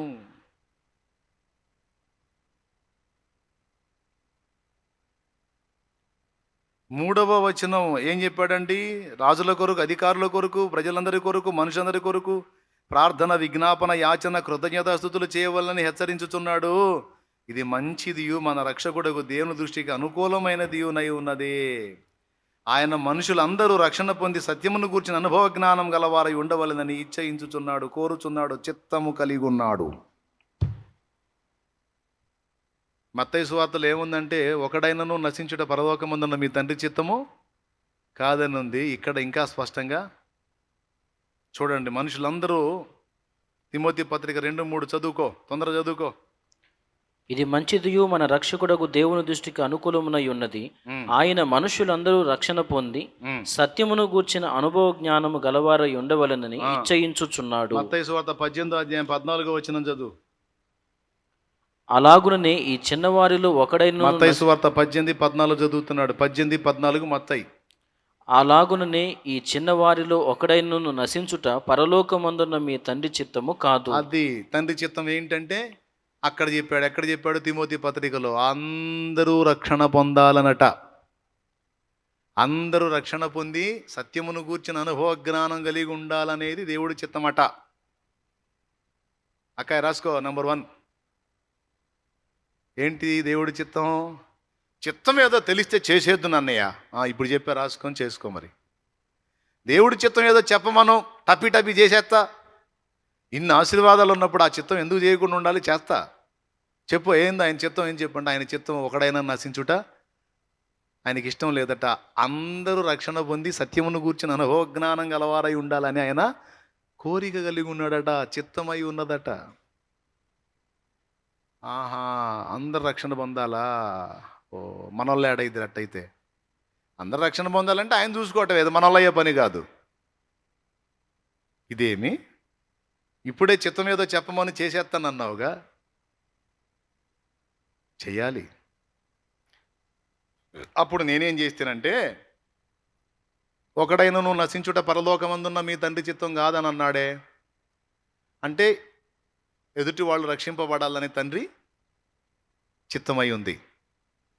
వాళ్ళు రక్షింపబడాలి, సత్యమును గూర్చిన అనుభవ జ్ఞానం కలిగి ఉండాలి. ఇప్పుడు వాళ్ళు రక్షణ పొందాలంటే నేనేం చేయాలి? నేనేం చేయాలంటే నా ఉద్యోగం ఏదో నేను చేసుకుంటా, నా పని ఏదో నేను చేసుకుంటా, ముప్పోట్లా తిని పొద్దున ఒకసారి సాయంత్రం ఒకసారి ప్రార్థన చేసుకొని నిద్రపోవాలి. అంతే కదా? మరి అందరూ రక్షణ పొందాలంటే నేనేం చేయాలి? నాతో పాటు ఈ సత్యం తెలుసుకున్న ప్రతి క్రైస్తవుడు ఏం చేయాలి? ఇప్పుడు మనుషులందరూ రక్షణ పొందాలంటే అందరినీ నేను చుట్టి రాకపోయినా నాకు అందుబాటులో ఉన్న వాళ్ళనైనా ప్రభావితం చేస్తూ ఉంటే, అలాగా ప్రతి క్రైస్తవుడు ఎవరికి అందుబాటులో ఉన్న వాళ్ళని వాళ్ళు ప్రభావితం చేసి క్రీస్తు కొరకు రక్షణలో నడిపిస్తూ ఉంటే ఒకనాటికి ప్రపంచం మొత్తానికి తెలిసిపోద్ది. 10,000 మైళ్ళ దూరమైన ఒక్కడుగుతోనే ప్రారంభం కదా. కాబట్టి ఒక్కొక్క ఆత్మకు చెబుదాం, అబ్బా ఇది దేవుని చిత్తం కదా. రక్షణ పొందిన నేను నా మట్టుకు నేనే ఉంటే ఎట్లా? తెలియని వాళ్ళకు కూడా చెప్పాలి కదా, ఇది న్యాయం కదా, ఇది తండ్రి చిత్తం కదా. ఇక అప్పటి నుంచి ఏం చేశాను? పక్కన వాళ్ళకి సువార్త చెప్పడం. అదమ్మా నిజంగా అండి, అందరికీ చిత్తశుద్ధి ఉండి ఇంతమంది ఉన్నారు కదా, అందరూ నిజంగా ఆత్మల భారం కలిగి యథార్థ దృష్టితో ఒకరైనా నశించడం నా తండ్రి చిత్తం కాదు, నేను అందరూ రక్షింపబడినట్లు ఇతరులకు ప్రకటించాలనే బాధ్యత నెరిగి కనీసం ఒక్కొక్కరు సంవత్సరానికి 10 మంది కన్నా ప్రకటిస్తే, సంవత్సరానికి 10 మందికైనా ప్రకటిస్తే, ఆ 10 మందిలో ఒక్కడు రక్షింపబడితే, ఏమండి 10 మందికి ప్రకటిస్తే 10 మందిలో ఒక్కతెనో లేదా ఒక్కడో రక్షింపబడితే, ఇప్పుడు ఉదాహరణకి మన సంఘం ఒక 40,000 సంఘం అనుకుందామండి. ఓవరాల్గా 40,000 మంది సంఘం అనుకుందాం. 40,000 మంది చిత్తశుద్ధి కలిగి, నాకున్న భారం మీరు కూడా కలిగి ఉండి, కనీసం 10 మందికి సంవత్సరం మొత్తంలో ఒక 10 మందికి నేను యేసును పరిచయం చేయాలి అని తీర్మానం చేసుకొని 10 మందికి ప్రకటిస్తే, 10 మందిలో ఒక్కడు రక్షింపబడితే నెక్స్ట్ ఇయర్కి ఎంతమంది ఉంటారండి? 40,000 మంది ఒక్కొక్కరు 10 మందికి సంవత్సరం మొత్తం ప్రకటిస్తే, సంవత్సరం మొత్తంలో ఒక్కడు రక్షింపబడితే నెక్స్ట్ ఇయర్కి ఎంతమంది ఉంటారు? 40 + 40, ఓకేనా? వాళ్ళందరూ కలిసి సంవత్సరానికి ఒక్కడిని క్రీస్తు కొరకు సంపాదిస్తే, క్రీస్తు కొరకు ప్రభావితం చేస్తే నెక్స్ట్ ఇయర్కి ఎంతమంది ఉంటారు? 80. వాళ్ళందరూ కలిసి చిత్తశుద్ధి కలిగి సంవత్సరం మొత్తం కష్టపడి ఒక్క ఆత్మనేనండి, 100 లేదు, 10 లేదు, 1000 లేదు, ఒక్కత్యను రక్షిస్తే 3వ సంవత్సరానికి ఎంతమంది ఉంటారండి? 3,20,000 మంది. ఈ రకంగా లెక్కేయండి. ఎన్నో సంవత్సరాలు, ఓన్లీ 10 ఇయర్స్కి లెక్కేయండి. 3వ సంవత్సరానికి 3,20,000. వీళ్ళందరూ కలిసి ఒక్కొక్కళ్ళు చిత్తశుద్ధి కలిగి ఒక్క ఆత్మనే రక్షిస్తే 3,20 4వ సంవత్సరానికి 3,20 అండి, 6,40. ఏమయ్యా? ఎన్నో ఏటికి? 4వ ఏటికి 6,40. ఈ 6,40 ఒక్కొక్కడు చిత్తశుద్ధి కలిగి ఒక్కొక్కడు ఒక్కొక్క ఆత్మను రక్షిస్తే 5వ ఏటికి అది 12,80,000 మంది. ఎన్నో ఏళ్ళకి? 5 ఏళ్ళకి. కానీ ఎంతమందికి తండ్రి చిత్తం తెలుసు? అసలు దేవుడు దీన్ని కోరుకుంటున్నాడని, దేవుడు ఇలా ఒక ఆత్మను రక్షిస్తే సంతోషపడతాడని, ఇది ఆయన చిత్తం అని, ఇందుకోసం ప్రతి క్రైస్తవుడు భారం కలిగి పనిచేయాలని, రక్షింపబడిన ప్రతి ఒక్కరూ చిత్తశుద్ధి కలిగి ఇతరుల ఆత్మ రక్షణ కోసం ప్రార్థించాలని, ప్రేమను పంచాలని, ప్రయాసపడాలని, సువార్త ప్రకటించాలని ఎంతమందికి తెలుసు? ఎంతమంది నిజంగా ఈ విషయంలో సీరియస్గా ఉన్నారు? కొద్ది గొప్ప తెలిస్తే తెలిసి ఉండొచ్చు. ఆ తెలిసిన వాళ్ళు కూడా ప్రయాస పడుతుండొచ్చు. ఏం ప్రయాసో ఏమోలే అని సైతాన్ గాడి చేతిలో మోసపోయి వదిలేసి ఉండొచ్చు. చిత్తం చేసేవాడికి ఇన్ని లాభాలు ఉన్నాయి అనగానే నోరూరింది. అబ్బా, ఇన్ని బెనిఫిట్స్ ఉన్నాయా దేవుని చిత్తం చేసేవాడికి? అట్టయితే నేను చేస్తాను అన్న. Okay, right. ఇప్పుడు నీ ముఖానికి ఒకటి చెప్పా. ఇక చాలా ఉన్నాయి. ఈ ఒక్కటి నెరవేర్చావా? కనీసం ఏమండి, ఒక కొత్త ఆత్మ నీ ముందు కనపడ్డప్పుడు ఒక బాధ్యత ఉండాలి కదా. ఈ ఆత్మకి ఎట్లనన్నా యేసయ్యను పరిచయం చేసి రక్షించాలన్న బాధ్యత ఉండాలి కదా. మరి ఎంతమందికి ఉందండి? కొంతమందికి ఒకప్పుడు ఉండే, ఇప్పుడు చల్లారిపోయాయి. ఒకప్పుడు భలే తపనుండే, దొరికిన వాళ్ళకల్లా చెబుతుండే, ఇప్పుడు ఛార్జింగ్ అయిపోయాయి. ఇప్పుడు ఎవరికి చెప్పబుద్ధి కాకపోతుండే. ఎందుకు అలా అవుతుండే ఏమో, ఎవరికి తెలిసి ఉండే? దేవునికి స్తోత్రం. నిజమే కదా. కొంతమందికి ఒకప్పుడు భలే తీవ్రత, ఏమైపోయింది? ఆత్మను చల్లార్చుకున్నారు, ఆత్మను ఆర్పేసుకున్నారు. భగ మండే సువార్త జ్వాలని సైతాను ఆర్పేశాడు. రకరకాల పరిస్థితులు కల్పించి, శోధనలు కల్పించి చల్లార్చాడు. వాడు చల్లారిస్తే ఊరుకుంటామండి? మళ్ళా మండొద్దు, దేవుని పాదాల దగ్గరికి చేరొద్దు. యేసయ్య మొదట నేను ఎలాగున్నానో అలాగున నేను మళ్ళీ ఉండునట్లు ఆ మొదటి క్రియల్లోనికి, ఆ మొదటి ప్రేమలోనికి నన్ను రప్పించవయ్యా, నన్ను తిరిగి మండించవయ్యా, నన్ను తిరిగి బ్రతికించవయ్యా, నా పూర్వస్థితి నాకు కలిగించవయ్యా అని ప్రార్థించొద్దు? ప్రార్థించాలి. అది దేవుని చిత్తం. ఆత్మను ఆర్పేసుకోకూడదు. వాడు పని అదే. మనలో రేగినటువంటి సువార్త జ్వాలని నీళ్లు పోసి ఆర్పుతుంటాడు ఆ దరిద్రుడు. రకరకాల పరిస్థితులు కల్పించి కొంతమందికి లోకాశలు పుట్టిస్తాడు. సువార్త లేదు, నీ బొందలేదు, ఊరుకో, చెప్పావుగా, నలుగురిని రక్షించావుగా. ఆ పాస్టర్ ఎప్పుడైనా అడిగాడు అనుకో, కనీసం 4 ఆత్మలు రక్షించావని డింగ్ మని చేయలేపు, సరిపోయింది.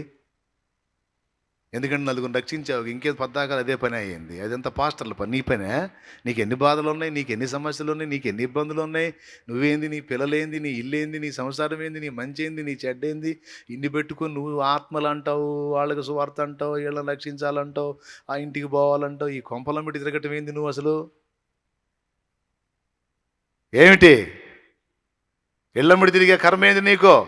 వాళ్ళకి వీళ్ళకి చెప్పేది ఏంది? నువ్వు చెప్పావుగా, నలుగురిని రక్షించావు, వదిలేయి అని సైతానుగాడు కల్పించినటువంటి మాయా కల్పనలకు బలైపోయి చాలామంది సువార్త చెప్పడం మానేశారు. కొత్తలో ప్రభువుని తెలుసుకున్న కొత్తలో ఎవరు దొరికినా సరే వాళ్ళకి చెప్పటం. కొంతమంది అయితే ఇద్దరి గురించి చెప్పారు. యేసయ్య గురించి చెప్పారు, శాలేమన్న గురించి చెప్పారు. యేసయ్య గురించి చెప్పారు, శాలేమన్న గురించి చెప్పారు. స్తోత్రం. నిజమే కదా? అబద్ధం ఆడుకొని చెప్పండి, నిజమే కదా? యేసయ్య ఎంత గొప్పడో చెప్పారు, నీకెందుకు మా శాలేమన్న మావులు అలా అట్టిట్ట అని చెప్పారు. చెప్పారు కదా? నా గురించి అక్కర్లేదు, నా గురించి చెబితే ఎవడు రక్షించబడతాడులే, కానీ యేసయ్య గురించి నువ్వు ఎందుకు చెప్పడం మానేశావు? నీ నోరు ఎందుకు మూతపడిపోయింది యేసయ్య గురించి చెప్పకుండా? అది దేవుడి చిత్తం అని తెలుసు కదా. కొంతమంది ఉన్నారు, భిక్షగాడిని కూడా బానీరు. బంధువులు స్నేహితులు కాదు, అడుక్కోవడానికి ఇంటి ముందుకు వచ్చినోడు కూడా బానీరు. నేను కూడా బానినా.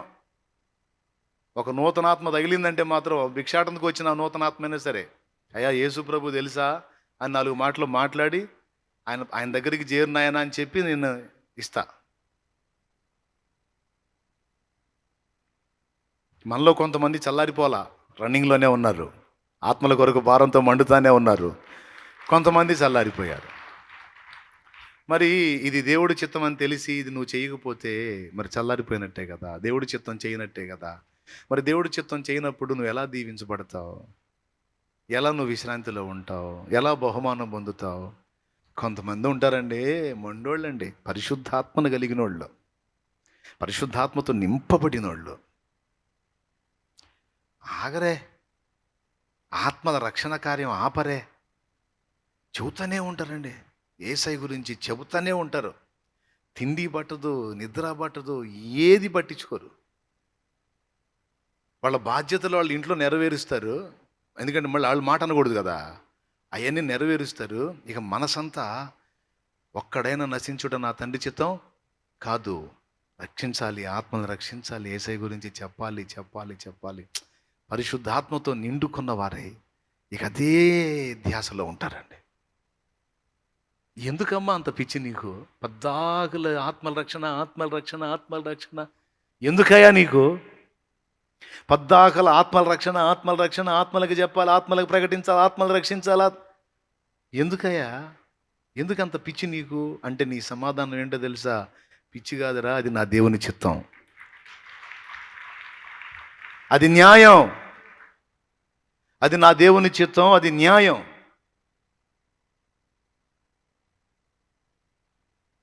అయ్యో, సువార్త ప్రకటించకపోయిన ఎడల నాకు శ్రమ.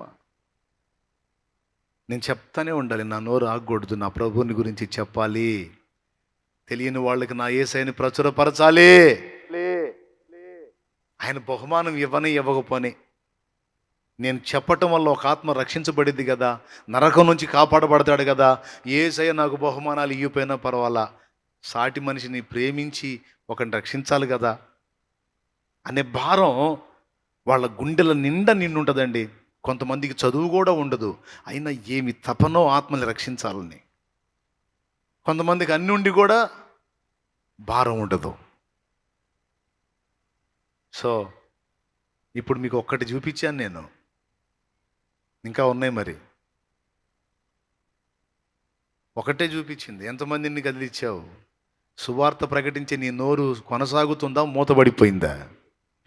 తెల్లబారిన పొలమును జూచి తెల్లవారక వాళ్ళకి వీళ్ళకి సువార్తలు చెప్పుకుంటా తిరిగితే నాకేం వచ్చిద్ది?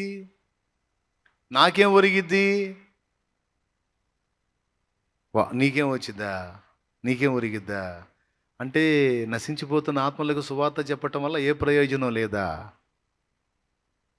దేవుడి చిత్తం నెరవేర్చే నీకు ఆయన కృపజూపక మానతాడా? ఆయన ఆశీర్వదించడా?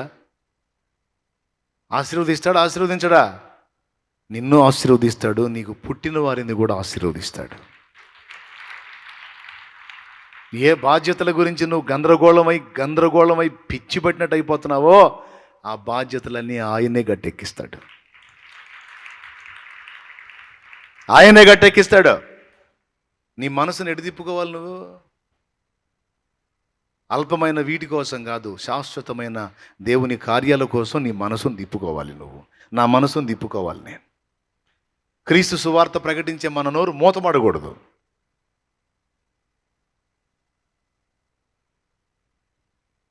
సూర్యుడైనా ఆగిపోతాడేమో కానీ సువార్త మాత్రం సాగిపోవాల్సిందే.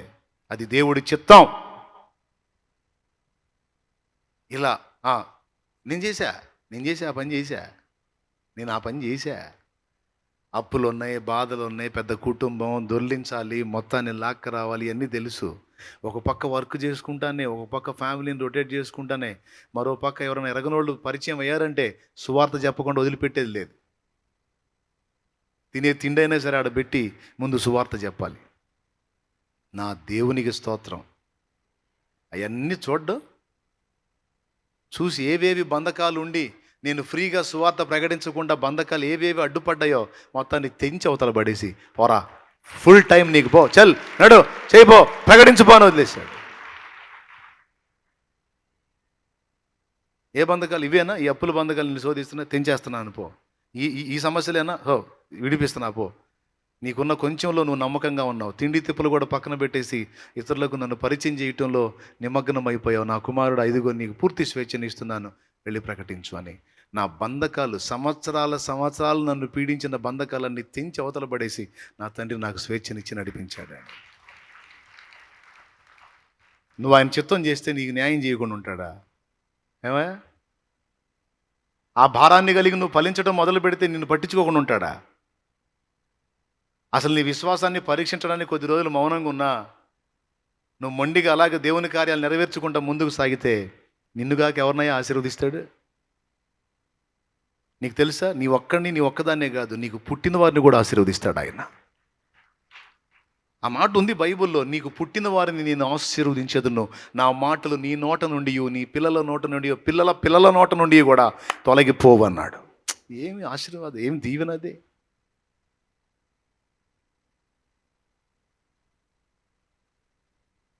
చెప్పండి, ఇంకా ఏం చిత్తం ఏంటి? సువార్త ప్రచురపరచుట దేవుని చిత్తం. రాజుల కొరకు, అధికారుల కొరకు మాత్రమే కాక మనుషులందరి కొరకు ప్రార్థించుట, యాచించుట, విజ్ఞాపన చేయుట, కృతజ్ఞతలు చెల్లించుట దేవుని చిత్తము. ఓకే. రెండవది చూడండి, అది తిమోతికి రాసినటువంటి మొదటి పత్రిక 2వ అధ్యాయంలో, ఇది మంచిదియు మన రక్షకుడకు దేవుని దృష్టికి అనుకూలమైనది యునై ఉన్నది. ఇది ఆయన చిత్తం. అనేక మంది ఆత్మల రక్షణ కోసం మనం గోజాడటం దేవుని చిత్తం, ప్రార్థించటం దేవుని చిత్తం, అంగలార్చటం, మొర్ర పెట్టడం దేవుని చిత్తం, చిన్న చిన్న గుంపులుగా ఏర్పడి ఆత్మల కొరకు భారముతో మూలుగుట దేవుని చిత్తం. మనం నోరు తెరిచి ప్రకటించటమే కాదు, నోరు తెరిచి ప్రార్థించాలి కూడా. ఏమని ప్రార్థించాలి? నాకు ఆత్మల నిమ్ము, నాకు ఆత్మల నిమ్ము, నా సమాజాన్ని నాకిమ్ము, నా పట్టణాన్ని నాకిమ్ము, నా ప్రదేశాన్ని నాకిమ్ము, నా రాష్ట్రమును దర్శించు, దీవించు మా తండ్రి మా భారతదేశాన్ని, రక్షించు మా తండ్రి మా ప్రేమ సమాజాన్ని. త్రాగుడు త్రాగుడు త్రాగుడు త్రాగుడు త్రాగుడు త్రాగుడు. చిన్న చిన్న వయసుల పిల్లలు, చిన్న వయసులో ఉన్న పిల్లలు బలైపోతున్నారు. ఆ వ్యసనానికి అలవాటు పడి దాన్ని మానలేక దాని చేతిలో పీల్చి పీల్చి పీల్చి పీల్చి పిప్పి చేయబడుతున్నారు. చిన్న వయసులో ఆత్మహత్యలు చేసుకుంటున్నారు, చిన్న వయసులో యాక్సిడెంట్లో పోతున్నారు. యవనస్తులు డ్రగ్స్కు బానిసలైపోతున్నారు, మద్యపానాసక్తులు అయిపోతున్నారు. ఈరోజు విచ్చలవిడైపోయింది. జస్ట్ పొగాకు, సిగరెట్ పొగాకు 15 లక్షల మంది చనిపోతున్నారు ఆంధ్ర తెలంగాణలో. 46% పొగ తాగటం. ఈరోజు ఆ పొగ తాగేదానిలో కూడా భయంకరమైన గంజాయి వచ్చింది. ఇప్పుడు ఒకప్పుడు ఎక్కడో కొంతమంది తాగేవాళ్ళు, ఆ తాగేవాళ్ళని విచిత్రంగా చూసేవాళ్ళు. ఈరోజు సిగరెట్లలో ఆ పొగాకు డేంజర్ అనుకుంటే దాన్ని తీసి గంజాయి పెట్టి గంజాయి పొగాకు తాగుతూ ఉన్నారు. త్రాగుడికి లక్షల జీవితాలు బలైపోతున్నాయి, డ్రగ్స్కి లక్షల జీవితాలు బలైపోతున్నాయి. వాళ్ళ కోసం మన అంగలార్పేది. సంవత్సరానికి త్రాగుడు వల్ల 13 లక్షల మంది చనిపోతున్నారండి. ఒక 1 ఇయర్కి కేవలం త్రాగుడు వల్ల 13 లక్షల మంది చనిపోతున్నారు.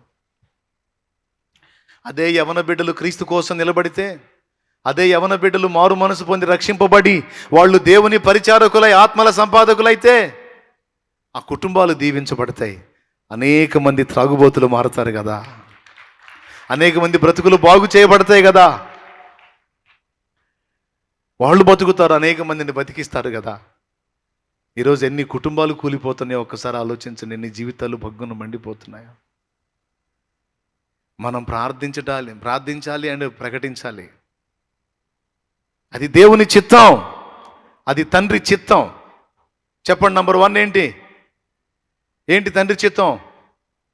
మనుషులందరూ రక్షణ పొంది సత్యమును గూర్చిన అనుభవ జ్ఞానం కలిగి ఉండాలనేది తండ్రి చిత్తం. నంబర్ 1. నంబర్ 2 అంటే మనం ప్రకటించటం తండ్రి చిత్తం. 2 మనం ప్రార్థించుట. మనుషులందరి కొరకు ప్రార్థించమన్నాడు, రాజుల కొరకు, అధికారుల కొరకు ప్రార్థించమన్నాడు, విజ్ఞాపన చేయమన్నాడు, యాచించమన్నాడు, కృతజ్ఞతలు చెప్పమన్నాడు. నిజంగా ఎంతమంది భారం కలిగి చేస్తారు? ఇది 2వది. 3వది, దేవుణ్ణి నమ్మినటువంటి వాళ్ళు సాక్ష్యాన్ని కాపాడుకోమని దేవుడు తన చిత్తమును వెల్లడి చేశాడు. తెస్సలోనికీయులకు రాసినటువంటి మొదటి పత్రిక ఒకసారి మీరు తీయగలిగితే అయిపోయింది. ఇక ముగింపులోకి వచ్చేసాను. ఇంక మీరు చెప్పమన్నా టైం లేదు. తెస్సలోనికీయులకు రాసినటువంటి పత్రిక 4వ అధ్యాయము 4వ వచనం. చదువు. 4-5 కలిసి ఉంటుంది.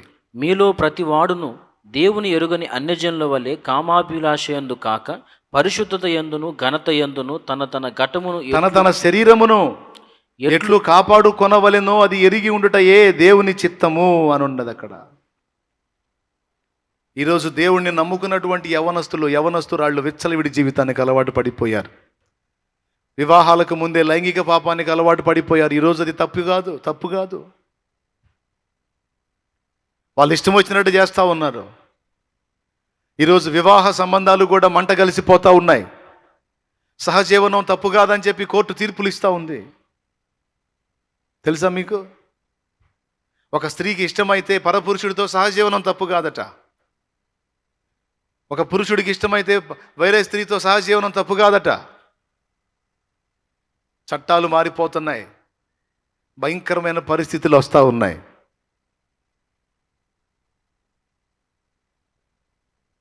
సరే, అన్యుల సంగతి తీసేయండి. క్రీస్తునందున్న మన సంగతి ఏమిటి?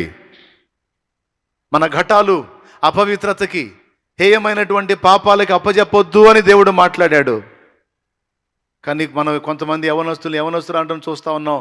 ఆఖరికి దేవుని సన్నిధి అనే భయం కూడా లేకుండా, చర్చి అనే భయం కూడా లేకుండా రకరకాలుగా తమ ఆలోచనలను నెరవేర్చడానికి కుట్ర చేస్తూ ఉన్నారు. యవనస్తులు అనరు. మనకు తెలియదా ఈ సంగతి?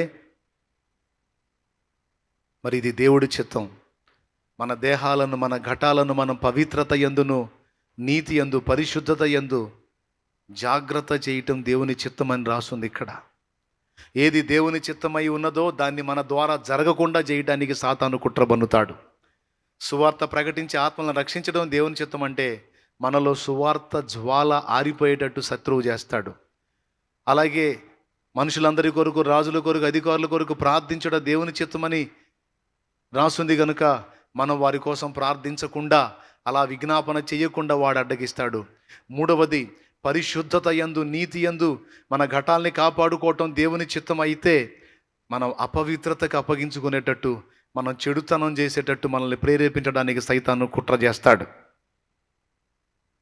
దీన్ని గుర్తుపెట్టుకొని మన దేహ పవిత్రతను మనం కాపాడుకోవలసి ఉన్నది.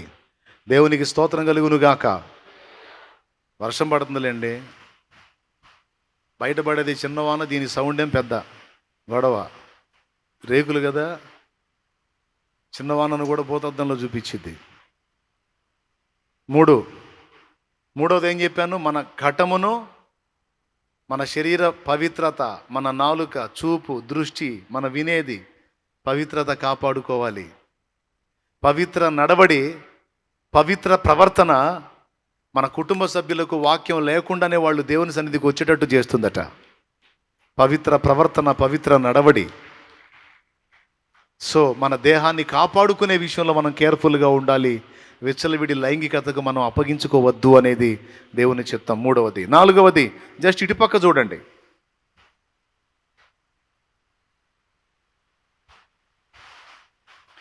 ఇటుపక్క చూడండి.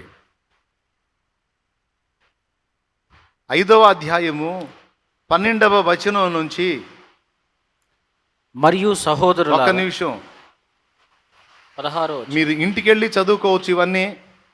5వ అధ్యాయం నుంచి, 5వ అధ్యాయము 12వ వచనం నుంచి 18వ వచనం వరకు, 12 నుంచి 18. మరియు సహోదరులారా, ఇవన్నీ దేవుని చిత్తమాట. మీలో ప్రయాసపడుచు ప్రభువునందు మీకు పైవారయ్యుండి మీకు బుద్ధి చెప్పు వారిని మనన చేసి వారి పనిని బట్టి వారిని ప్రేమతో మిక్కిలి ఘనముగా ఎంచవలనని వేడుకొనుచున్నాము. ఎవరైతే మీకు బుద్ధి చెప్పి మిమ్మల్ని భక్తిలోనికి, ఆత్మీయతలోనికి నడిపిస్తున్నారో వారిని మనన చేసి వారి పనిని బట్టి వారిని ప్రేమతో మిక్కిలి ఘనముగా. పరిచారకులైతే ఇప్పుడు నువ్వు కూర్చుంటావు, నీకు వచ్చి పరిచారకులు వడ్డిస్తారు. వారు నీ క్షేమాభివృద్ధి కోరుతున్నారు కనుక వారిని కూడా నీవు మన్నన చేసి ప్రేమతో వారిని గౌరవించాలట. వినపడుతుందా? వారి పనిని బట్టి. సేవకుడైతే తనను మనన చేయాలి, పరిచారకులైతే వారిని మనన చేయాలి. ఇది దేవుని చిత్తం. అంతేకాదు, నిన్ను రక్షణలోకి నడిపించిన వారిని కూడా, ఎవరైతే నిన్ను రక్షణలోకి నడిపించి యేసుక్రీస్తును పరిచయం చేశారో, రక్షణలో నడిపించారో వాళ్ళని కూడా నువ్వు మన్నన చేయాలి. వాళ్ళను కూడా నీవు నీ హృదయంలో నిలుపుకోవాలి.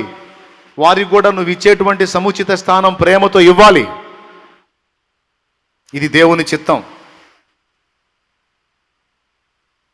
అక్కడి నుంచి 18వ వచనం వరకు మీరు చదివితే మొత్తం దేవుడి చిత్తం అంతా కూడా ఇంత పెద్ద మ్యాటర్ రాసింది అక్కడ. చదువు. మరియు ఒకరితోనొకడు సమాధానముగా ఉండు. మనము ఒకరితో ఒకరు గొడవలు పెట్టుకొని అసమాధానంగా ఉండటం దేవుని చిత్తం కాదు. ఒకరితోనొకడు సమాధానముగా ఉండటం దేవుని చిత్తం. చదువు. సహోదరులారా, మేము మీకు బోధించున్నది ఏమనగా, అక్రమముగా నడుచుకుని వారికి బుద్ధి చెప్పుడి. అక్రమంగా నడుచుకుంటున్నప్పుడు వాళ్ళకి బుద్ధి చెప్పాలి. వాళ్ళని మంచి దారికి తీసుకొని రావడానికి అవసరమైతే వారిని గద్దించి త్రోవలో తీసుకొని రావాలి. అది దేవుని చిత్తం. అంతేగాని వాళ్ళు ఎట్లా నడుతున్నారు వాళ్ళ ఇష్టం వచ్చినట్టు, వీళ్ళు ఎట్లా ఊరేగుతున్నారు వాళ్ళ ఇష్టం వచ్చినట్టు నాకెందుకు అనుకోకూడదు. అది దేవుని చిత్తం కాదు. మన సహోదరుడై ఉండి దారి తప్పి నడుస్తుంటే వారిని దారిలోనే తీసుకొని రావాలి. ఇది దేవుని చిత్తం. దానికోసం కొంచెం రిస్క్ పడాలి నువ్వు. ఈ రకంగా కిందికి చదివితే చాలా చెప్పాడు. చదువు. ధైర్యము చెడిన వారిని ధైర్యపరచుడి. ధైర్యము చెడి భయంలో బతుకుతున్న వాళ్ళకి ధైర్యాన్ని ఇవ్వాలి. ఇది దేవుని చిత్తం. బలహీనులకు ఓతనీయుడి. బలహీనంగా ఉన్నటువంటి వాళ్ళకి నీవు ఊతం అవ్వాలి. ఇది దేవుని చిత్తం.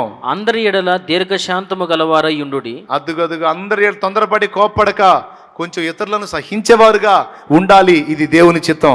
ఎవడను కీడునకు ప్రతి కీడు ఎవనికైనా చేయకుండా చూచుకొనుడి. తెలిసి తెలియక ఎవడన్నా నీ కీడు చేస్తే తిరిగి వాడి మీద పగ తీర్చుకోకుండా పోనీలే అనుకొని వదిలేసే బుద్ధి నీకుండాలి. ఇది దేవుని చిత్తం.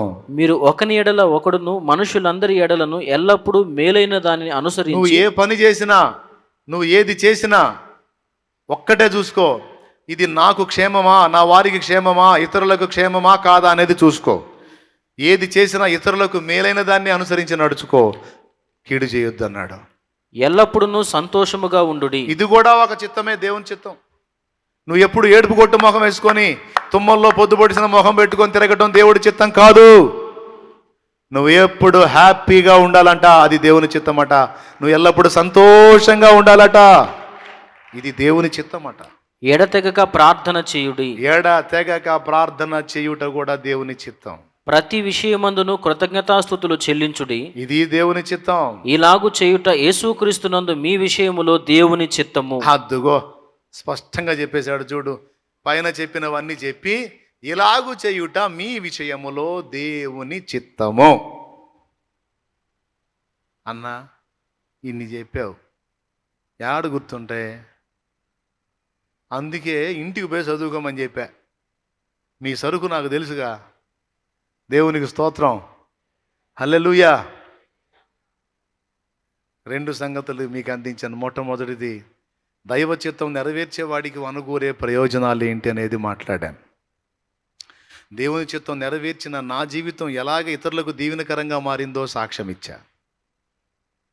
సో దైవ చిత్తంలో మొట్టమొదటిది, ఒక రైనను నశించుట పరలోకమందున్న మీ తండ్రి చిత్తం కాదు గనుక ఆత్మలకు సువార్త ప్రకటించుట దైవ చిత్తం.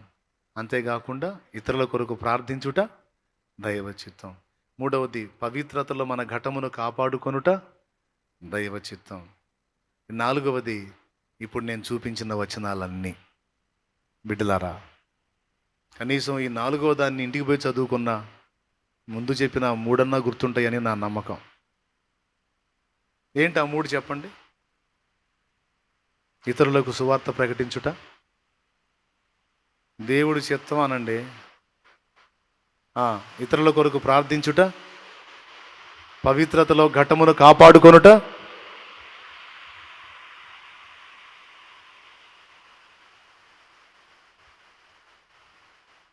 నాలుగవది 5వ అధ్యాయం 12 నుంచి 18 వచనాలు. తెలివిగల వాళ్ళు ఇవన్నీ చదువుకుంటారు, చదువుకొని చూసుకుంటారు. బలహీనులకు నేను ఊతమిస్తున్నానా? ధైర్యం చెడిన వారిని ధైర్యపరుస్తున్నానా? నన్ను రక్షణలోకి నడిపించిన వాళ్ళని కనీసం గుర్తు చేసుకుంటున్నానా? నాకు పరిచర్య చేస్తున్న వారిని కనీసం ప్రోత్సహిస్తున్నానా? ఇంతమంది కూర్చుంటారా? వాళ్ళు వచ్చి ప్లేట్లు వడ్డించి కాలే సాంబారు అన్నం వడ్డిస్తే శుభ్రంగా తిని అధికారులు పోయినట్టు పోతారు. కానీ అమ్మా చాలా బాగా పరిచర్య చేస్తున్నారా తల్లి, అన్నా భలే పరిచర్య చేస్తున్నారన్నా, దేవుడు మిమ్మల్ని దీవించాలన్నా అని ఒక్కసారి అన్నారు. ఎంతమంది అన్నారు? చేతులు ఎత్తండి. అబద్ధాలు ఆడితే దేవుడు చూస్తుంది, మీ ఇష్టం. దించండి. అన్న మేము తిన్నాం కానీ అనలేదన్న వాళ్ళు చేతులు ఎత్తండి. వాళ్ళు వడ్డితే శుభ్రంగా తిన్నాం కానీ అనలేదు, మరి అనొద్దండి. అంటే ఏమన్నా సొమ్ము పోయిద్దా? ఏమన్నా 100 రూపాయలు ఇస్తున్నావు తీసేమన్నా? ఏమండి, కష్టపడి నీకు ఉపచారం చేశారే, మెచ్చుకుంటే ఏం ఏం ఏం మునిగిద్దండి? ఒక్క అమ్మాయితోను చెల్లి బాగా కష్టపడ్డావురమ్మా, బాగా కష్టపడుతున్నారా మీరు, నిజంగా మీరు చేస్తున్నారా, మీకు ఏం చేయలేకపోతున్నామమ్మా మేము అను, ఇంకా కాస్త చేయబుద్ధి అయింది. ఎంతసేపు కూర్చోవాలమ్మా? ఏంది ప్లేట్ పెట్టి రారేంది? అన్నం పెట్టారు, సాంబార్ వేయాల, ఏందో ఏమో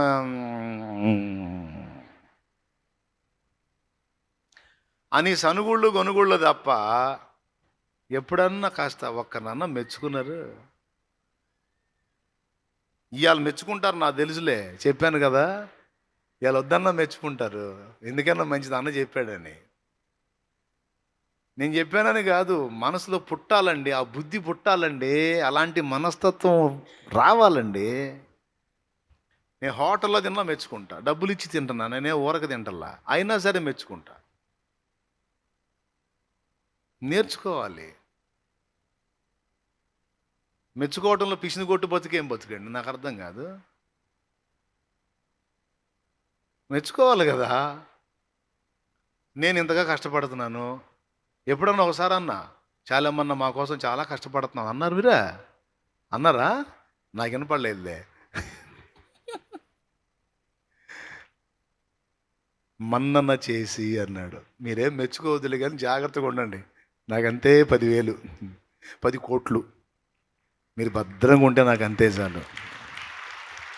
రోజు మీకోసం వేడుకుంటా తండ్రిని, రోజు వేడుకుంటా, నా కోసం మీరు కూడా చేస్తారని తెలుసు, నాకు అంతే చాలు. నన్నేం మెచ్చుకోపోయినా మీకోసం కష్టపడ్డాళ్ళని. ఆ చెప్పులు ఇచ్చే వాళ్ళని ఎప్పుడన్నా మెచ్చుకున్నారు? అయ్యా ఎంతసేపు నిలబడాలి? వాళ్ళకి ఆమెకి ఇచ్చావు, ఏమకి ఇచ్చావు, ఆయనకి ఇచ్చావు, నాకు ఆఫీసర్లలాగా, చెకింగ్ ఆఫీసర్లలాగా వచ్చి పెత్తనాలు చేసి గోల్ చేయటం తప్ప, పసిబిడ్డలు ఇవి చిన్నోళ్ళు పెద్దోళ్ళు ఏం కర్మ మీ చెప్పులు చేత్తో పట్టుకోవాలని వాళ్ళకి? నువ్వు పట్టుకుంటావా ఇంకొకటి చెప్పులు చేత్తో? పట్టుకుంటావా? మరి నువ్వు కాళ్ళకి ఏదో చెత్త చెదారం దొక్కొచ్చిన చెప్పులు తీసుకొస్తే నీట్గా తీసుకొని అక్కడ భద్రం చేసి ఇస్తున్నారే, ఎప్పుడన్నా మెచ్చుకున్నా? అందుకే వాళ్ళు కూడా పట్టించుకోవట్లే, ఎక్కడో పెట్టుకొని పోండి, మీరే పారేసుకొని పోండి అంటే చివరికి ఒక్కొక్కరికి ఒక చెప్పు దొరుకుతుంది, ఒక్కొక్కళ్ళకి ఒక చెప్పు దొరకట్లా.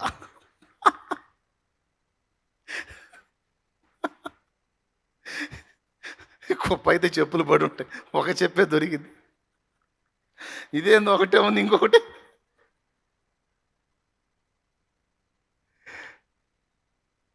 కష్టపడేవాడిని గుర్తించాలి కదండి. మరి బాబా నువ్వు కష్టపడుతున్నావు నాయన, నిజంగా నేనైతే పట్టుకోలేనయ్యా, నువ్వు ఎంత బాగా చెప్పులు అందిస్తున్నావు బాబు, దేవుని ప్రేమయ్యా ఇది, నిజంగా మీరు గొప్పోళ్ళు అయ్యా అని ఒక మాట. ఏనాడన్నా ఎగబడి తీసుకోవటం, తొందరగా ఈగిపోతే తగాదాడటం, సనగటం గొనగటం తప్ప వాళ్ళని ఎప్పుడు మెచ్చుకున్నారండి? ఆ మాట చెప్పాడు, దేవుడి చిత్తం అంట కష్టపడ్డాళ్ళని గుర్తించి వాళ్ళ కష్టాన్ని ప్రశంసించి మాట్లాడటం. ఇది పుట్టాలేండి, ఇది పుట్టాలి, అందరికి పుట్టిద్ది ఏంది అది? అందరికీ పుడితే అందరు గొప్పోళ్ళు గారు, కొందరికి ఉంటుంది అట్లాంటి బుద్ధి, అట్లాంటి మనసు, మెచ్చుకుని దేవుళ్ళ లాంటి మనసు, అది దేవుళ్ళ లాంటి మనసు అండి. ఎదుటి వాళ్ళ కష్టాన్ని గుర్తించి మెచ్చుకోవటం. నువ్వు అత్తగారివి, కోడలు ఏదన్నా కాస్త ఉపకారం చేసిందనుకో, మెచ్చుకోదు. అమ్మో మెచ్చుకుంటే కోడలు కొమ్ములు వస్తాయేమో అని భయం, ఎవడి కోసం చేసిద్ది ఏందంటది మళ్ళీ బిల్డప్. మా బంగారు తల్లి చేసావరా అమ్మా, నువ్వు చేసావా అను, ఇంకా 2 ఇంతలు చేసిద్ది. ఎవడి కోసం చేసిద్ది అంటే మంచంలో పడ్డప్పుడు తెపాలు తీసుకొని పొడిసిద్ది, అప్పుడు అణిగిద్ది. దేవునికి స్తోత్రం కలుగును. కొంతమంది అంతే, నోరు అస్సలు కుదరదుగా, కుదరదు. ఉన్నమన్న సాటు ఉండరు. ఏం మాట్లాడాలో తెలియదు, ఎట్ట మాట్లాడతారో తెలీదు, తన్నులు తినే మాటలు మాట్లాడతారు. నోరే దేవుడు లాంటి మనసు అయింది. మెచ్చుకోవాలి ఎదుటోడు, కష్టపడ్డోడు, త్యాగం చేసిన వాళ్ళు, కోడలైనా, అత్తైనా, అమ్మాయినా, నాన్నైనా, సేవకుడైనా, పరిచారకులైనా, ఎక్కడైనా సరే కొంచెం ప్రశంసించి మాట్లాడితే తప్పేంటండి? అది మంచి లక్షణం కాదు, శుభకరమైన బుద్ధి కాదు. కష్టపడ్డోళ్ళని కష్టపడుతున్నాను మెచ్చుకోవటం మంచి బుద్ధి కాదు, దైవ బుద్ధి అది. పిసినారి బతుకులు కొంతమంది అయితే, మిమ్మల్ని కాదులే, కొంతమంది పిసినారి బతుకులు కనీసం అనరు, ఇంత మాట అనరు అసలు. ఏం బతుకుల్లో ఏమో. నా వల్ల అయితే కాదు, నా వల్ల అయితే కాదు. కూర నచ్చిందంటే ఆకాశానికి ఎత్తుతా, స్తోత్రం. నచ్చలేదనుకో, యావరేజ్ అనే వదిలేస్తా. సంతోషం కలిగిస్తే మాత్రం మెచ్చుకోకుండా ఉండలేను. నాకు దేవుడు నేర్పాడు, నేర్చుకోండి. దేవుడి చిత్తం అది. ధైర్యం చేయడిన వాళ్ళకి ఊతమియండి, ధైర్యపరచండి, బలహీనలకు ఊతమియండి. మీకోసం కష్టపడ్డ వాళ్ళని గుర్తు చేసుకొని కాస్త ప్రశంసించండి. భర్త దినమంతా కష్టపడి చాకిరీ చేసి వస్తాడు, ఏమి నీ దగ్గర నుంచి వెండి బంగారాలు ఆశిస్తాడా? నా కోసం, పిల్లల కోసం భలే కష్టపడుతున్నావయ్యా అని ఒక్క మొక్క అంటే మనిషి కాళ్ళు కింద ఉంటాయా? మనిషి సుక్కల్లో తేలిపోడు. అన్నారు అన్నారు కొన్ని బతుకులు అంతే, అన్నారు అన్నారు. ఏం చేద్దాం జీవితాలు అని చూడు, అని చూడు. ఇంకా ఇంకా ఏమేమి వెరైటీలు దొరికితే చూసుకో ఇక నువ్వు. దేవునికి స్తోత్రం. భర్తని భార్య గుర్తించాలి, భార్యని భర్త కూడా గుర్తించాలి. నువ్వు పొద్దంతా వెళ్ళి చాకిరీ చేసి కష్టపడుతున్నావా అని భార్య ప్రశంసిస్తే భర్తకి సంతోషం. భర్త కూడా ఏమనాలో తెలుసా? నేనేదో పని దగ్గర పోయి కాసేపు కొన్ని గంటలు కష్టపడుతున్నాను, నువ్వు ఇంటికాడుండి పిల్లలతో ఇంటి పని, ఆ పని, ఈ పని అని చేసి దినమంతా నువ్వు కూడా కష్టపడుతున్నావు. నిజంగా నాకు అన్ని విధాలా నువ్వు ఎంతో తోడ్పాటు అందిస్తున్నావు అమ్మాయి, నిజంగా నువ్వు దొరకటం నా అదృష్టం అను. రోజు 2 కూరలు చేసే మనిషి 4 చేసిద్ది.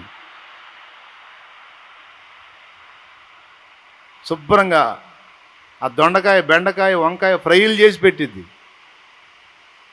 చేసిందంత అప్పనంగా తింటమే కానీ ఎప్పుడు మెచ్చుకునే బతుకుండదు కొంతమందికి. మిమ్మల్ని కాదులే, మిమ్మల్ని ఆ మెచ్చుకొని బతుకుల్ని చెబుతున్నాను నేను.